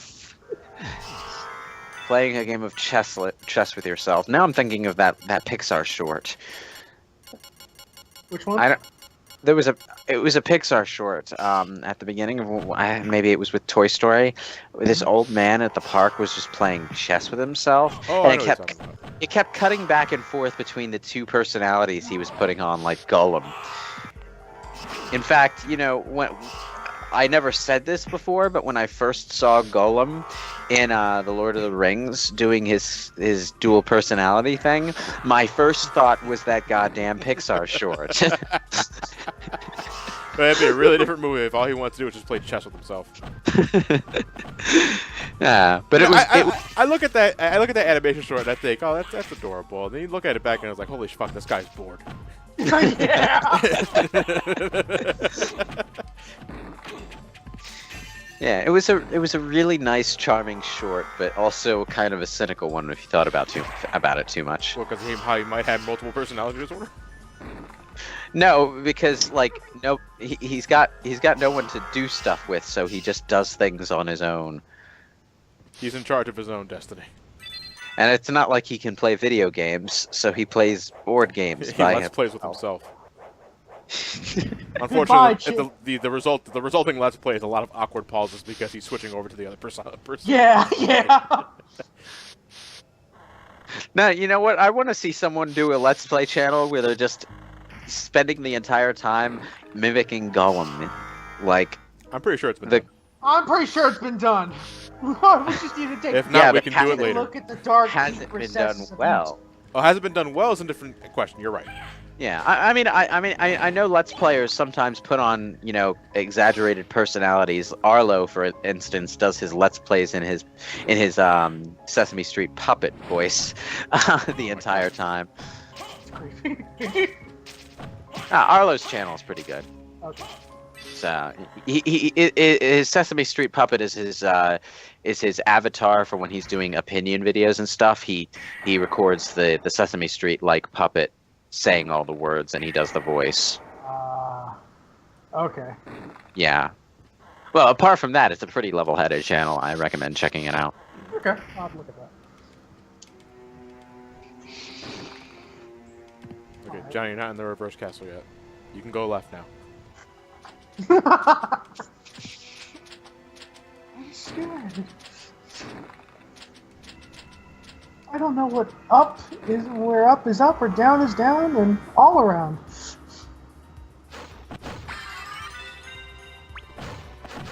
Oh, man. Do you remember when games could actually be finished in under 4 hours with time to spare? Time to spare to go back and get the stuff you missed? I gave myself 4 hours because I wasn't sure exactly what route I was going to take. How did you miss that heart max up the first time Oh, through? because I just blazed through it. I didn't care. Yeah, there you go. Okay. Don't really need it. I stopped using hearts after like the first half of the game. Yeah. You always struck me as the kind of person who'd at least pick up the health power-ups. No, that's you. No, yeah.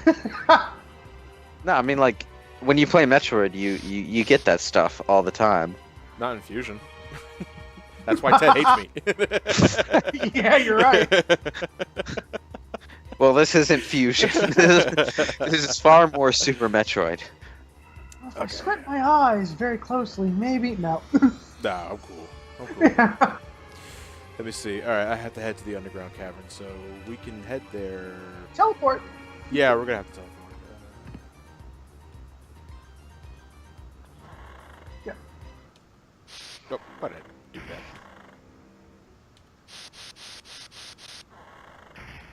Okay. Just glancing my eye over at Twitter, and I can see notifications live. I haven't read them all yet, but I can already see that Hero Art, I think that's the guy's username. He's already got another doodle ready for this event, so... Okay, we have 2 more donations. One's a $2 from King Jackal. Glad I could catch the last part of this game. Little bit of trivia. The enemies in the reverse catacombs and Galamoth himself are references to enemies from a Japan-only game called Akumajo Special Boku Dracula-kun. A game Kid Dracula, isn't it? where you played as Kid Dracula, pretty much a Chibi Alucard. Yeah. Yeah. That's right, Galamoth was a thing in that. What an odd fucking thing to reference. All right, we get a $1 donation from Cayman, who specified his name pronunciation again. Thanks for killing Dracula with the Alucard sword. Anyway, this question may be asked eventually. So, what summer charity event do you think will happen next year? We have the Zelda-thon, Sonic-a-thon, Nintendo-thon, and Fund the Charity Room. So, what's next? Looking forward to it regardless. Have good rest of your day when this is all said and done, guys. I remember we were throwing the idea around last year after Nintendo-thon about a Sony-a-thon or something like that.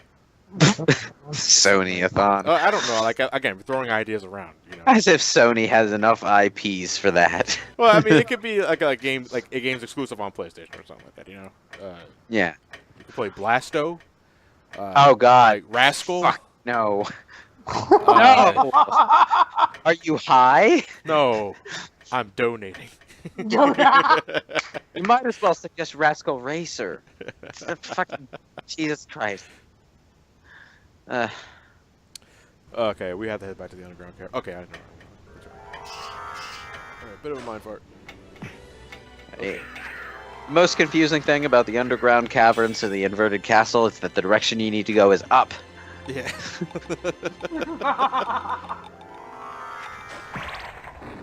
PlayStation. That doesn't roll off the tongue quite as well as you want it to. PlayStation. PlayStation.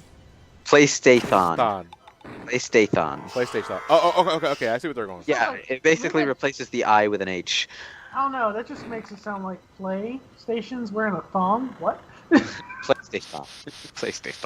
Yeah, and I know, like, because some people were legitimately confused and wondering if Fund the Charity Room was like the typical summer event that we usually do. We deliberately kept it smaller this time, because if you guys don't know, pretty much the head of FTCR, Gareth, he's expecting. He's going to be a dad. And we weren't sure if everyone was going to be available around the time of we usually do charity events, which is August. So we deliberately scheduled it. Well, originally it was supposed to be in April, and then that ended up not working for anybody.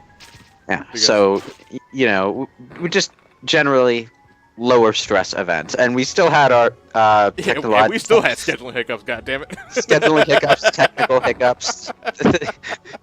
You can't win with this kind of thing. God damn it! It's a curse. Yeah. I mean, if it's not Johnny beating Undertale in like 2/3 of the time he was allotted, Johnny, it's stuff like Ryan's connection die in the middle of the run, or someone not being available because of sleep issues, or just stuff. But we work around that. But next year we're gonna have more people. We're gonna have dancing clowns. Don't forget Bobo the bear. Don't forget Bobo the bear.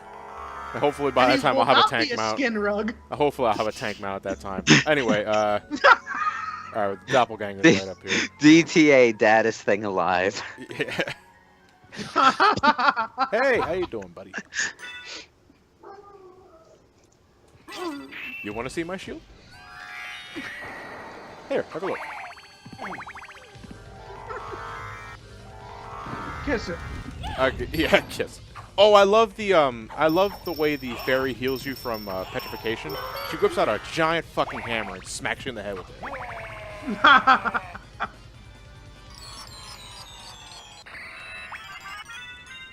And with that said, folks, we're done. With like 40 minutes to spare. Well, I do have a couple more donations to read. One's $1 from Game Boy Zero. I don't know why, but every time Alucard does his upward dash laser thing, I just imagine he says "we" in a real deadpan tone. Happy streaming. And my friend Nora donated with a link to an image or picture, which leads us to a picture of Johnny's cartoon face photoshopped onto a bird that says, "Oh, look at the top." Oh, okay. So you know Jingles. Okay, I was wondering. I'm like, yeah, that the other one came from Nora as well. The Yeah. black one. Yeah, I am well aware of Nora and her thing with birds. Yeah, because I was about to link that earlier.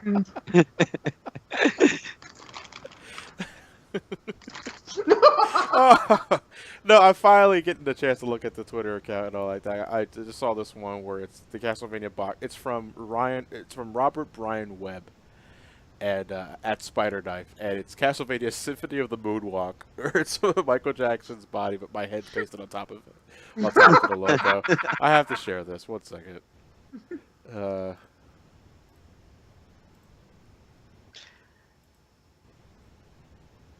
right.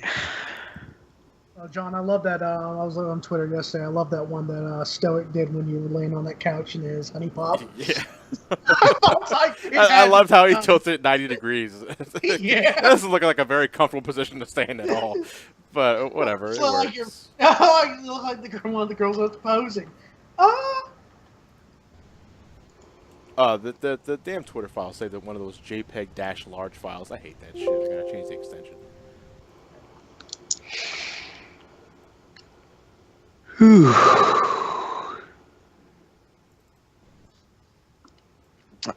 Wait, JPEG large? It's a JPEG-large file. It's a separate extension from regular JPEG files. Oh, I see. Yeah. There you go, guys.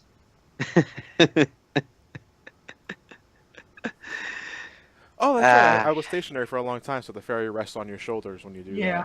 Someone asked if we were going to go after Chris Graham. No, we got the ring.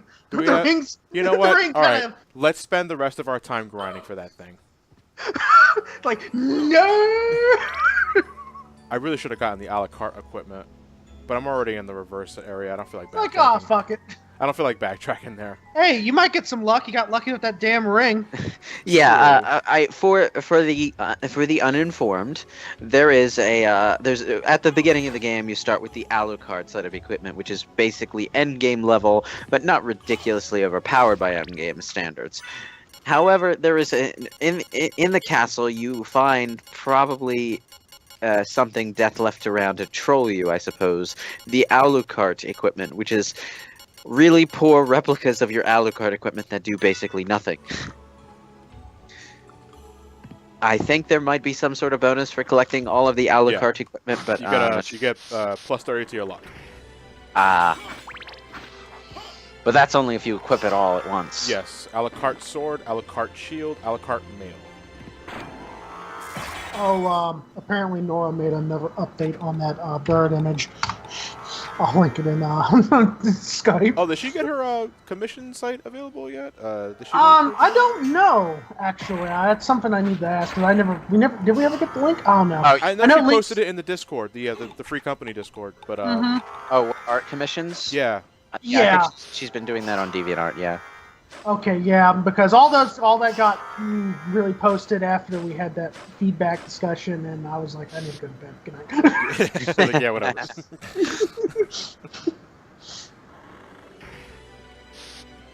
Oop. Okay.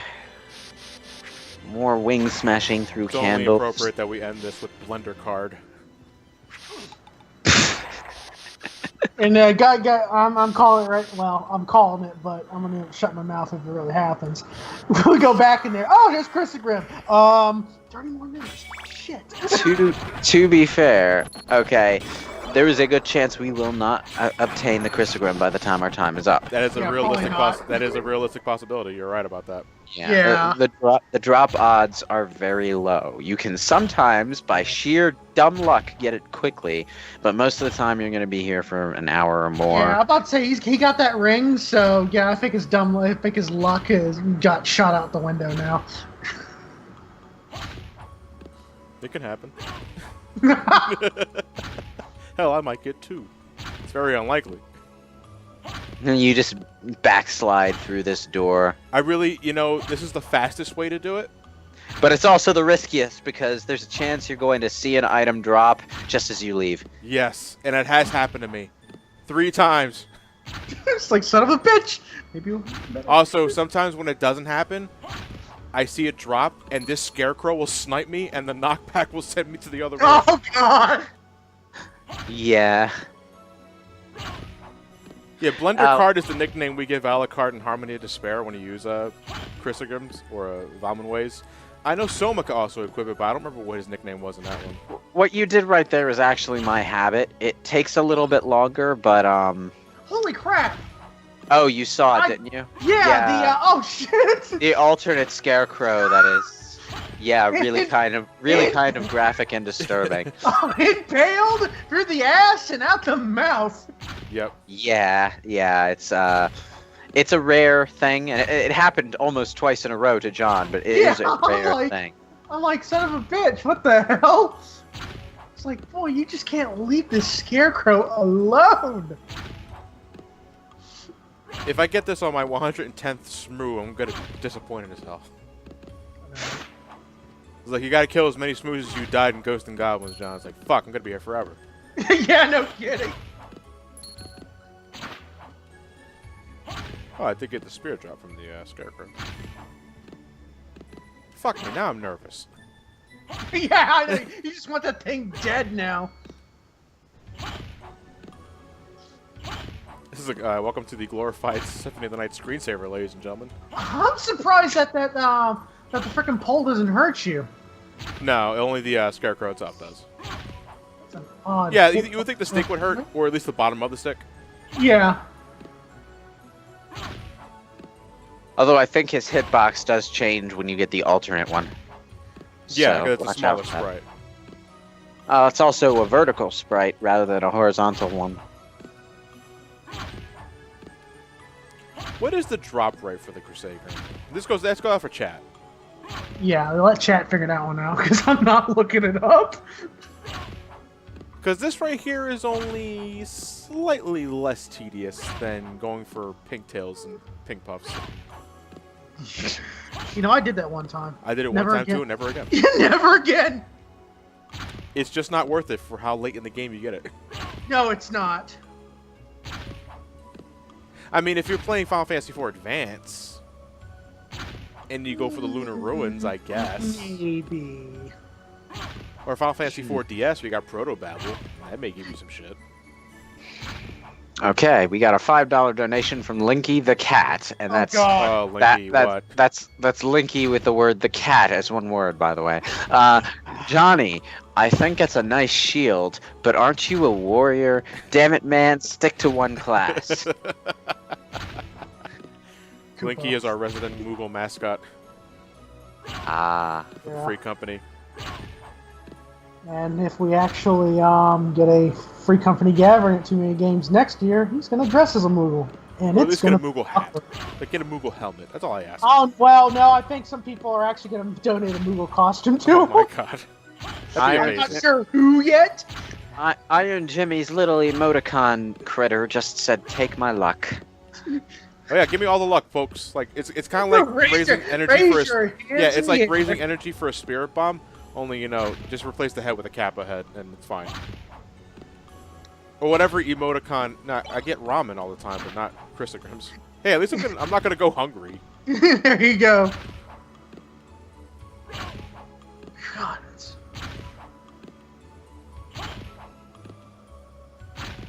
You see, the danger of this kind of grinding strategy is that it's really, really efficient, but you tend to shift into autopilot mode too easily, and that is what will screw you over. In fact, I went into autopilot until you said something, and I realized I should probably get off autopilot.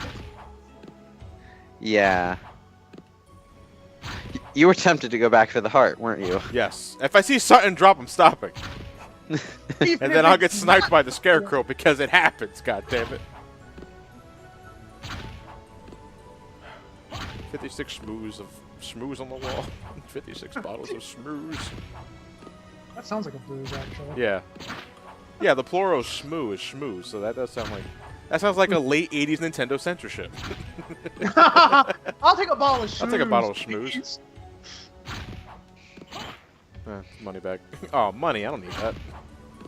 I know. So late in the game. Yeah. Too bad they didn't make something that you can just throw money. Of all the Nintendo games that had to be censored, the ones translated by Ted Woolsey's probably handled it the best. Ah, yes. They censored it in a way where you could figure out the actual intention very easily. I miss that man's translations.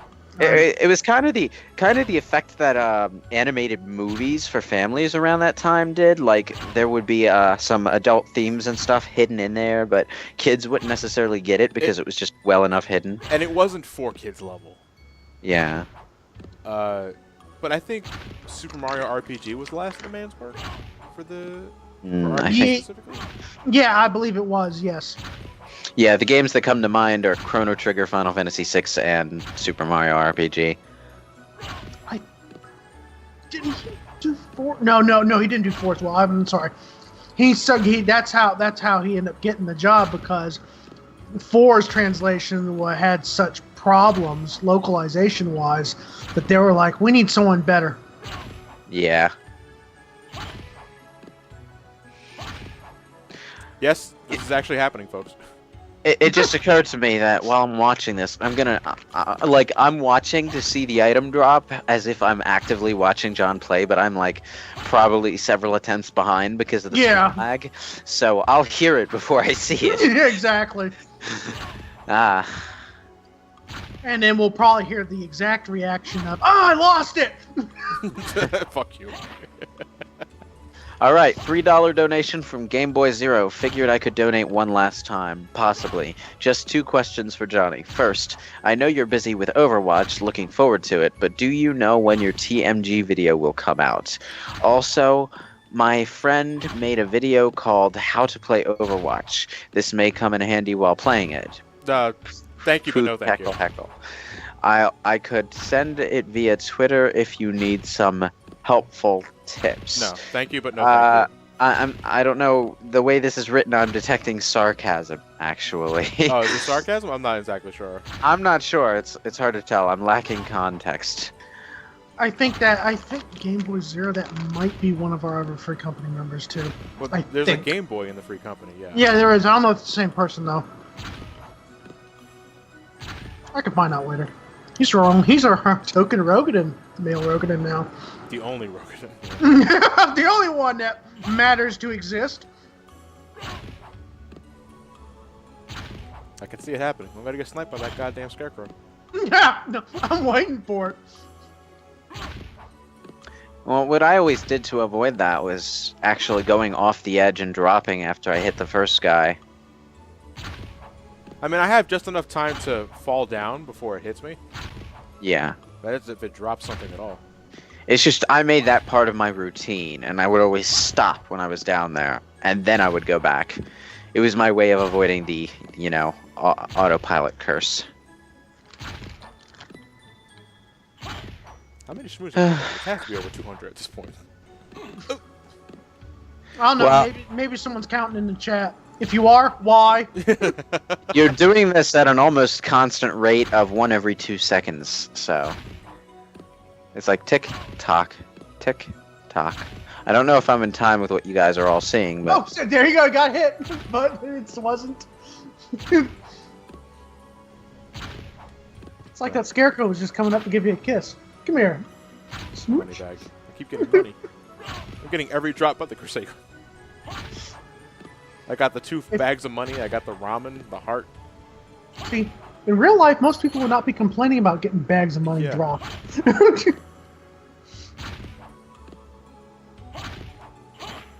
Let alone ramen, of course. I was actually originally going to make this an incentive. Like, I was going to grind for the Crusader and you guys would donate to stop me.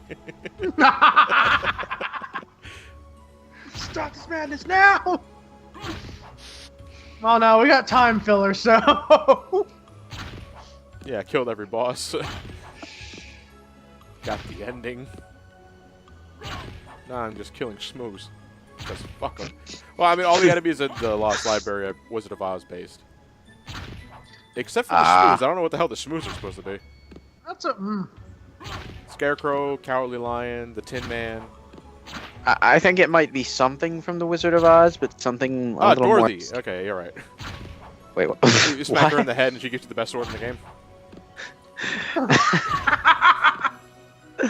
No, I meant like something from the background of the story, and not necessarily the movie. The book. Something. Are there any books? Yeah, there is. Oh, maybe it represents Zardoz. Huh? Okay, nobody's seen Zardoz. Alright, I'll just keep my mouth shut. Yeah, I was say what? You most likely have seen an image from Zardoz, and it's Sean Connery in a red Speedo. Okay. Look it up. No, thank you. Oh, come on, it'll be fun. You know, maybe the Shmoos are Toto. He's a dead dog? We never do see what's underneath that thing. It's like it's the right color. And it's basically just a ball of fur. So I don't know.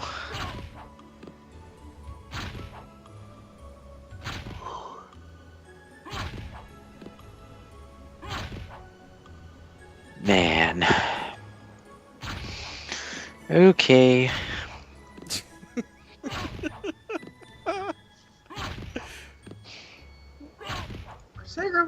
Chrysagram. Woo. I didn't really even touch that one. I more like extended my sword and it kind of ran into it. Here you go. Time to get stabbed. Ooh, chocolate. On a sword? You know, I'm kind of thinking like maybe I should be performing some black magic ritual to summon the Chrysagram now.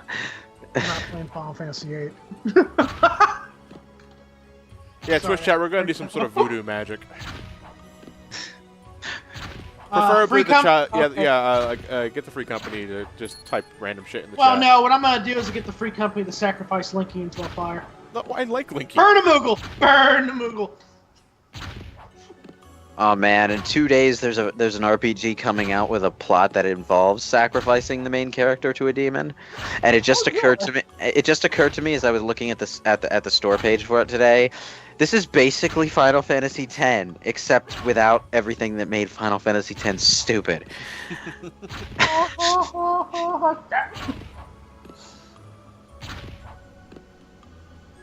Like even the main character kind of appeases my problems with Final Fantasy X in a sense, because Tidus was really insistent on him being the main character. Like he was on the cover, he kept saying it was my story.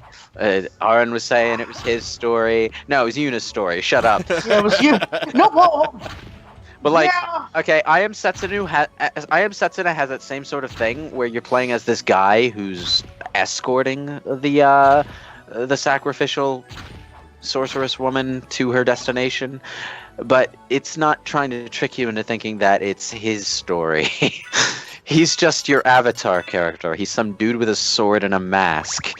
So you play as him, and the story unfolds, and it's Setsuna's story. Her name is in the title. She's the most prominent character in the promotional art.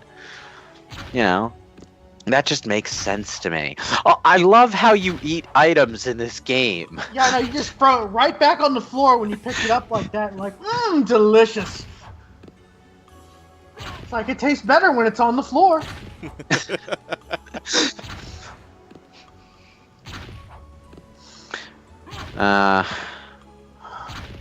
5001.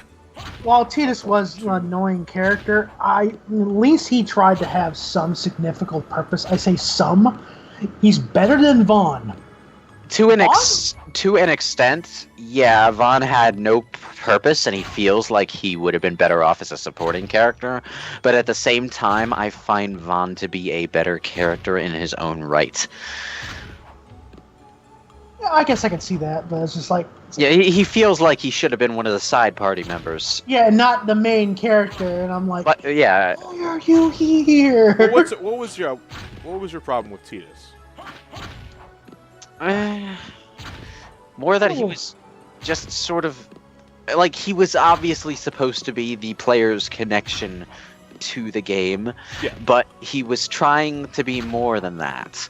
Like, he was trying to be the center of the story when he really was not. Well, I always No. took that, I always felt that was in line with his character because yes, he is supposed to be the connection between the player and the game.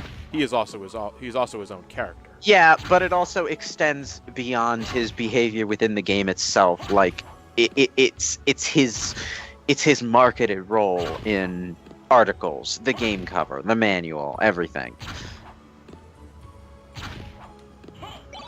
Yeah. That's the same problem that I have with Vaughn. But in Vaughn's case, it's more egregious because he doesn't have any real significance at all beyond. Yeah.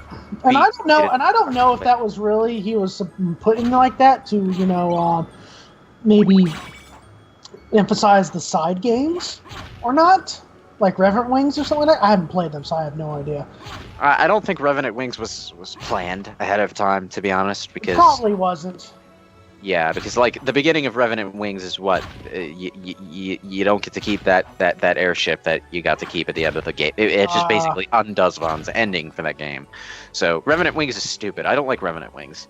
Okay, good to know, because I've never touched it. But yeah, it's just that, What I really didn't like about Vaughn, apart from his marketing, though, is that whenever you were in a town, you had to play as Vaughn, and that meant whenever you had to do something story-related in a town, you had to put up with Vaughn's bullshit, like him running around the city, yelling, "I am Captain Bosch von Ronsenberg of Dalmasca." I just wanted somebody to shout, "Nobody gives a shit!" Ah! What? Oh, almost thought you got knocked back, didn't you? No. Yeah. And you know, it's annoying for me personally because I do like. Oh, you got the Chrysogrim. Nice. Oh, there you go. Almost thought you got knocked back. Chrysogrim, yay! 15 more minutes left. Fuck! Should I go for So another now, one? so now, no. Now we spend the next 10 minutes just plowing through the castle as Blender Card, destroying everything, which is what we've been grinding for this entire time. Do you have one more library card? I just thought of something you can do really fast to end the run. Oh, check how many smooths I killed?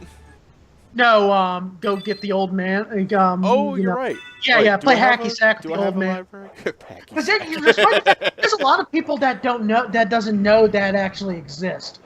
Huh. I don't know what you're talking about, so count me in. Oh, you're gonna love this. Okay, then I need to. Do I have a library card? No, I don't think I do. I think I got to go the long way. It's okay. We're not that far off from the entrance. So. Run like a madman.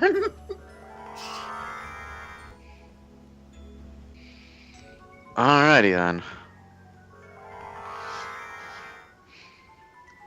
Oh, that's right. The library card were quick warp items that take you to the library, because they couldn't be bothered to put multiple shops in the game. You would have had another library card if you didn't use it by accident. I know. You're right.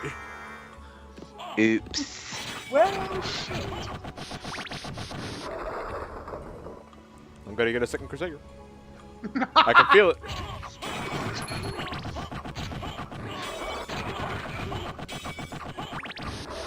Nope.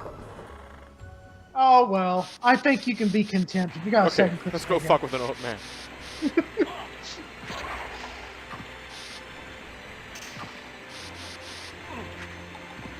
The best part about using the Chrysogrim is that Alucard doesn't animate as if he's using a sword. The sword animation just sort of happens in front of him. Yeah, it's like slices and dices. Makes Julian Fox. It's just sort of like he's chopping you to pieces with his eyes. With his beauty. The stare. He looks like he's doing a dance at the same time when he's standing still. Well, yeah, because that's when he does his regular sword animation when he's standing still. When he's walking, he just sort of keeps walking. But when he's standing still, he does a 1/ animation. And when you have the Crusader, it's like, wah! Yeah, he doesn't have a sword in his hand when he does it, though. Yeah, that's the funny part. So it looks like a dance. This place needs some Jesus.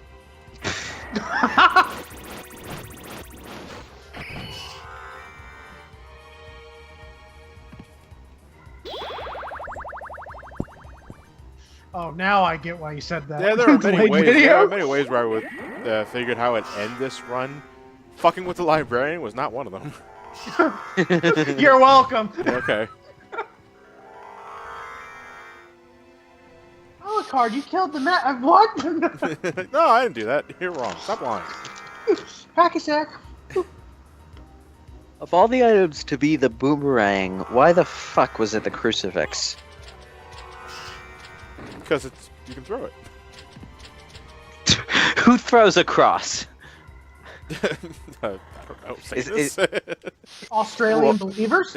Is that Random Tasks' new shtick when he shows up out of the blue in the unreleased Austin Powers 4 or something? Good question. I just want a scorpion tail. Thank you.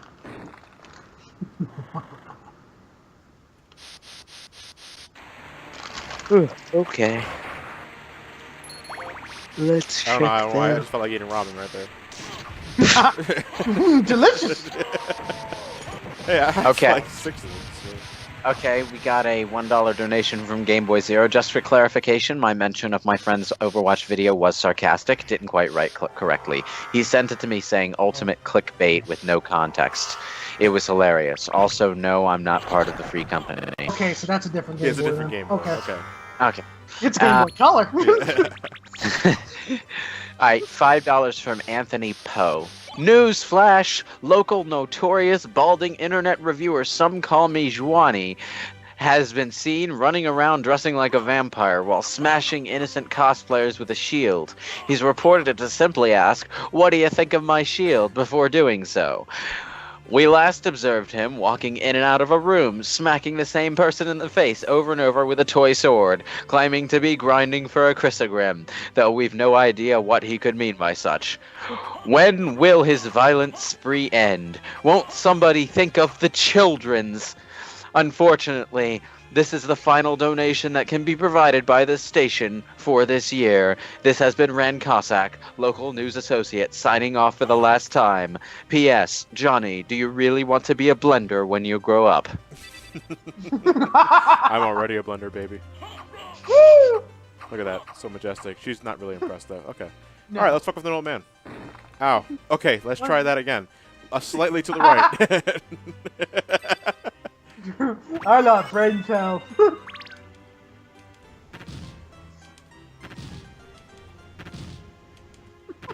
So... Ow.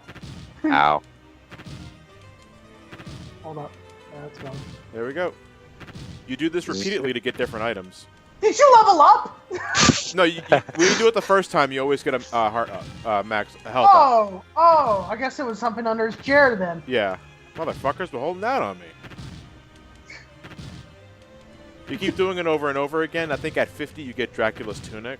Looks like he's flipping you off when you're doing that shit. Well, he's kind of interrupting his sleep. So. Nah, he's not flipping. His arms are just flying into the sky. It's another pixel detail thing. Hey, put your arms in the air. Yep, there's the Dracula tunic. Damn. See, that's something I didn't know. See, I can do this shit, but I can't super bounce 100 times in Mario RPG. Don't worry, neither could I. I can only do it, but I think how much was it to give you the attack scarf? I think that was 30. I thought you could flip him off his chair. No. This is as much as Maybe you I'm can wrong. do it. Oh, I don't know why I thought you could flip him off his chair. Maybe I was thinking of something else. But it's still fun.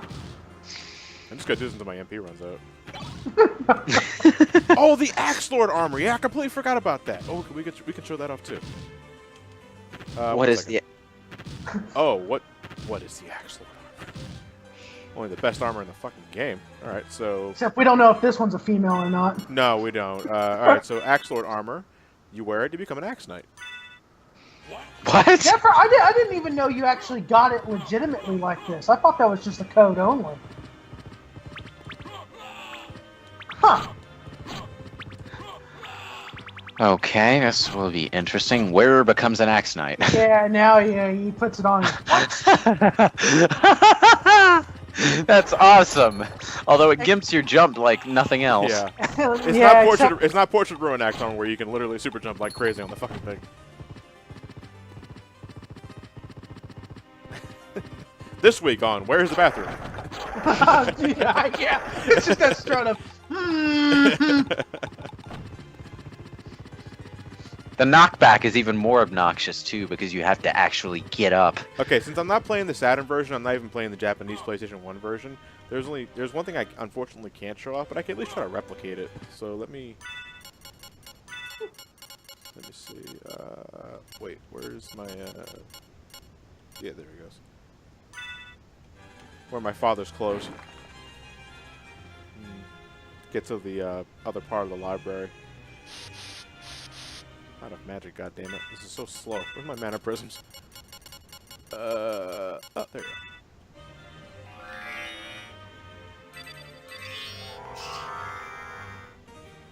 Oh. Wait, is the Dracula tunic doing that After Effect thing? What? No, I've always had that. Oh, okay. I didn't notice until now. Does.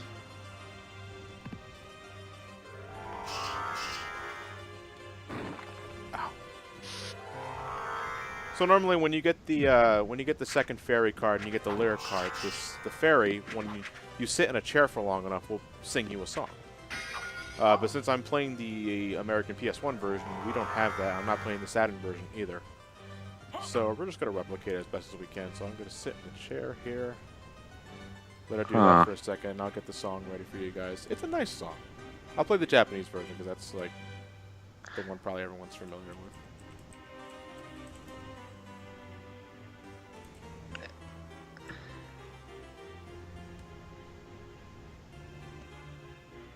So I'll just sit here after a nice, rewarding victory. Yeah, I'll wait What for the the fairy fuck to is- sit on my shoulder, tell me her stories.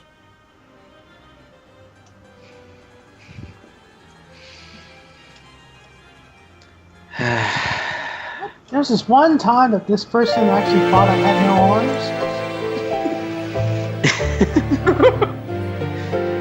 And it looks like one leg. Like I'm pogo hopping. Oh, there we go. 女神は永遠の幸せの中で嘆き続けては歌うの歌愛は終わる命も尽きるそうなら同じ時に糸を切って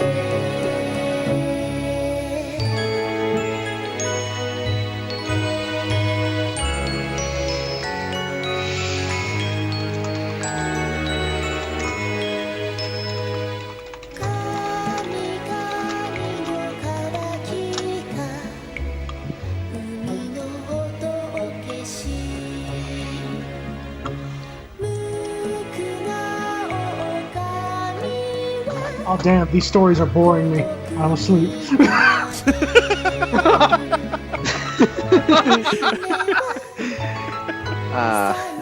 Pizza Pants says then the fairy started rapping.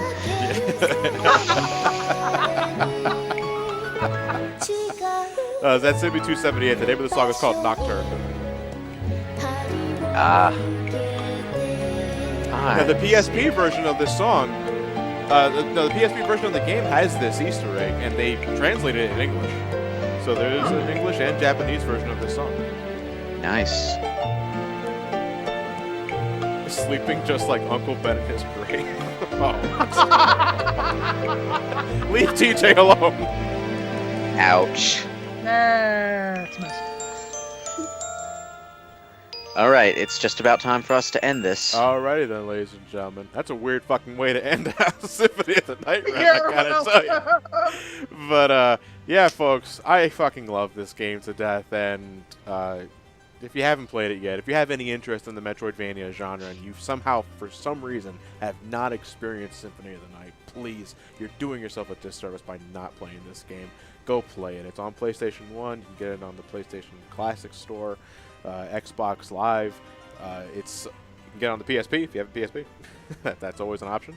It's also on the Sega Saturn, a version you did not get to see because you guys went to see the PS1 version more. And yeah, just a great time, and I'm very happy I was able to play this to raise some money for Fund the Charity Room and the Dreamscape Foundation. I'd like to thank my co-hosts, and not Nathan, but Nathan. my fellow associates, I guess I should say. Lewis, thanks again for joining. I'm glad you're able to get into Symphony of the Night action after Brain Scratch. Yeah, finally. Maybe one day we'll revisit it. That's another one we could revisit, like all four of us together. When I can edit out all my fuck ups. Someday, one day, like 5 years from now, for the 10th anniversary. And of course, Phoenix. But thanks again, man, for joining me. No problem. Not a problem Did you at want all, a dude. quick plug for the Brain Scratch Free Company? Yeah, one more time. We're on the Diabolo server, Brain Scratch Free Company, Final Fantasy 14. Come join us. We won't bite your head off. We're fun people. We party on weekends. Bring the booze. Yeah. That was Fun the Charity Room, folks. The final day, but we're just getting started. I may or may not see you guys for Sonic Generations. I'm still getting final word on that, but we'll see what happens. But in the meantime, thank you all for watching. Have yourselves a fantastic night, and take care. It's the afternoon. Why did I say good night? Toodaloo. Bye.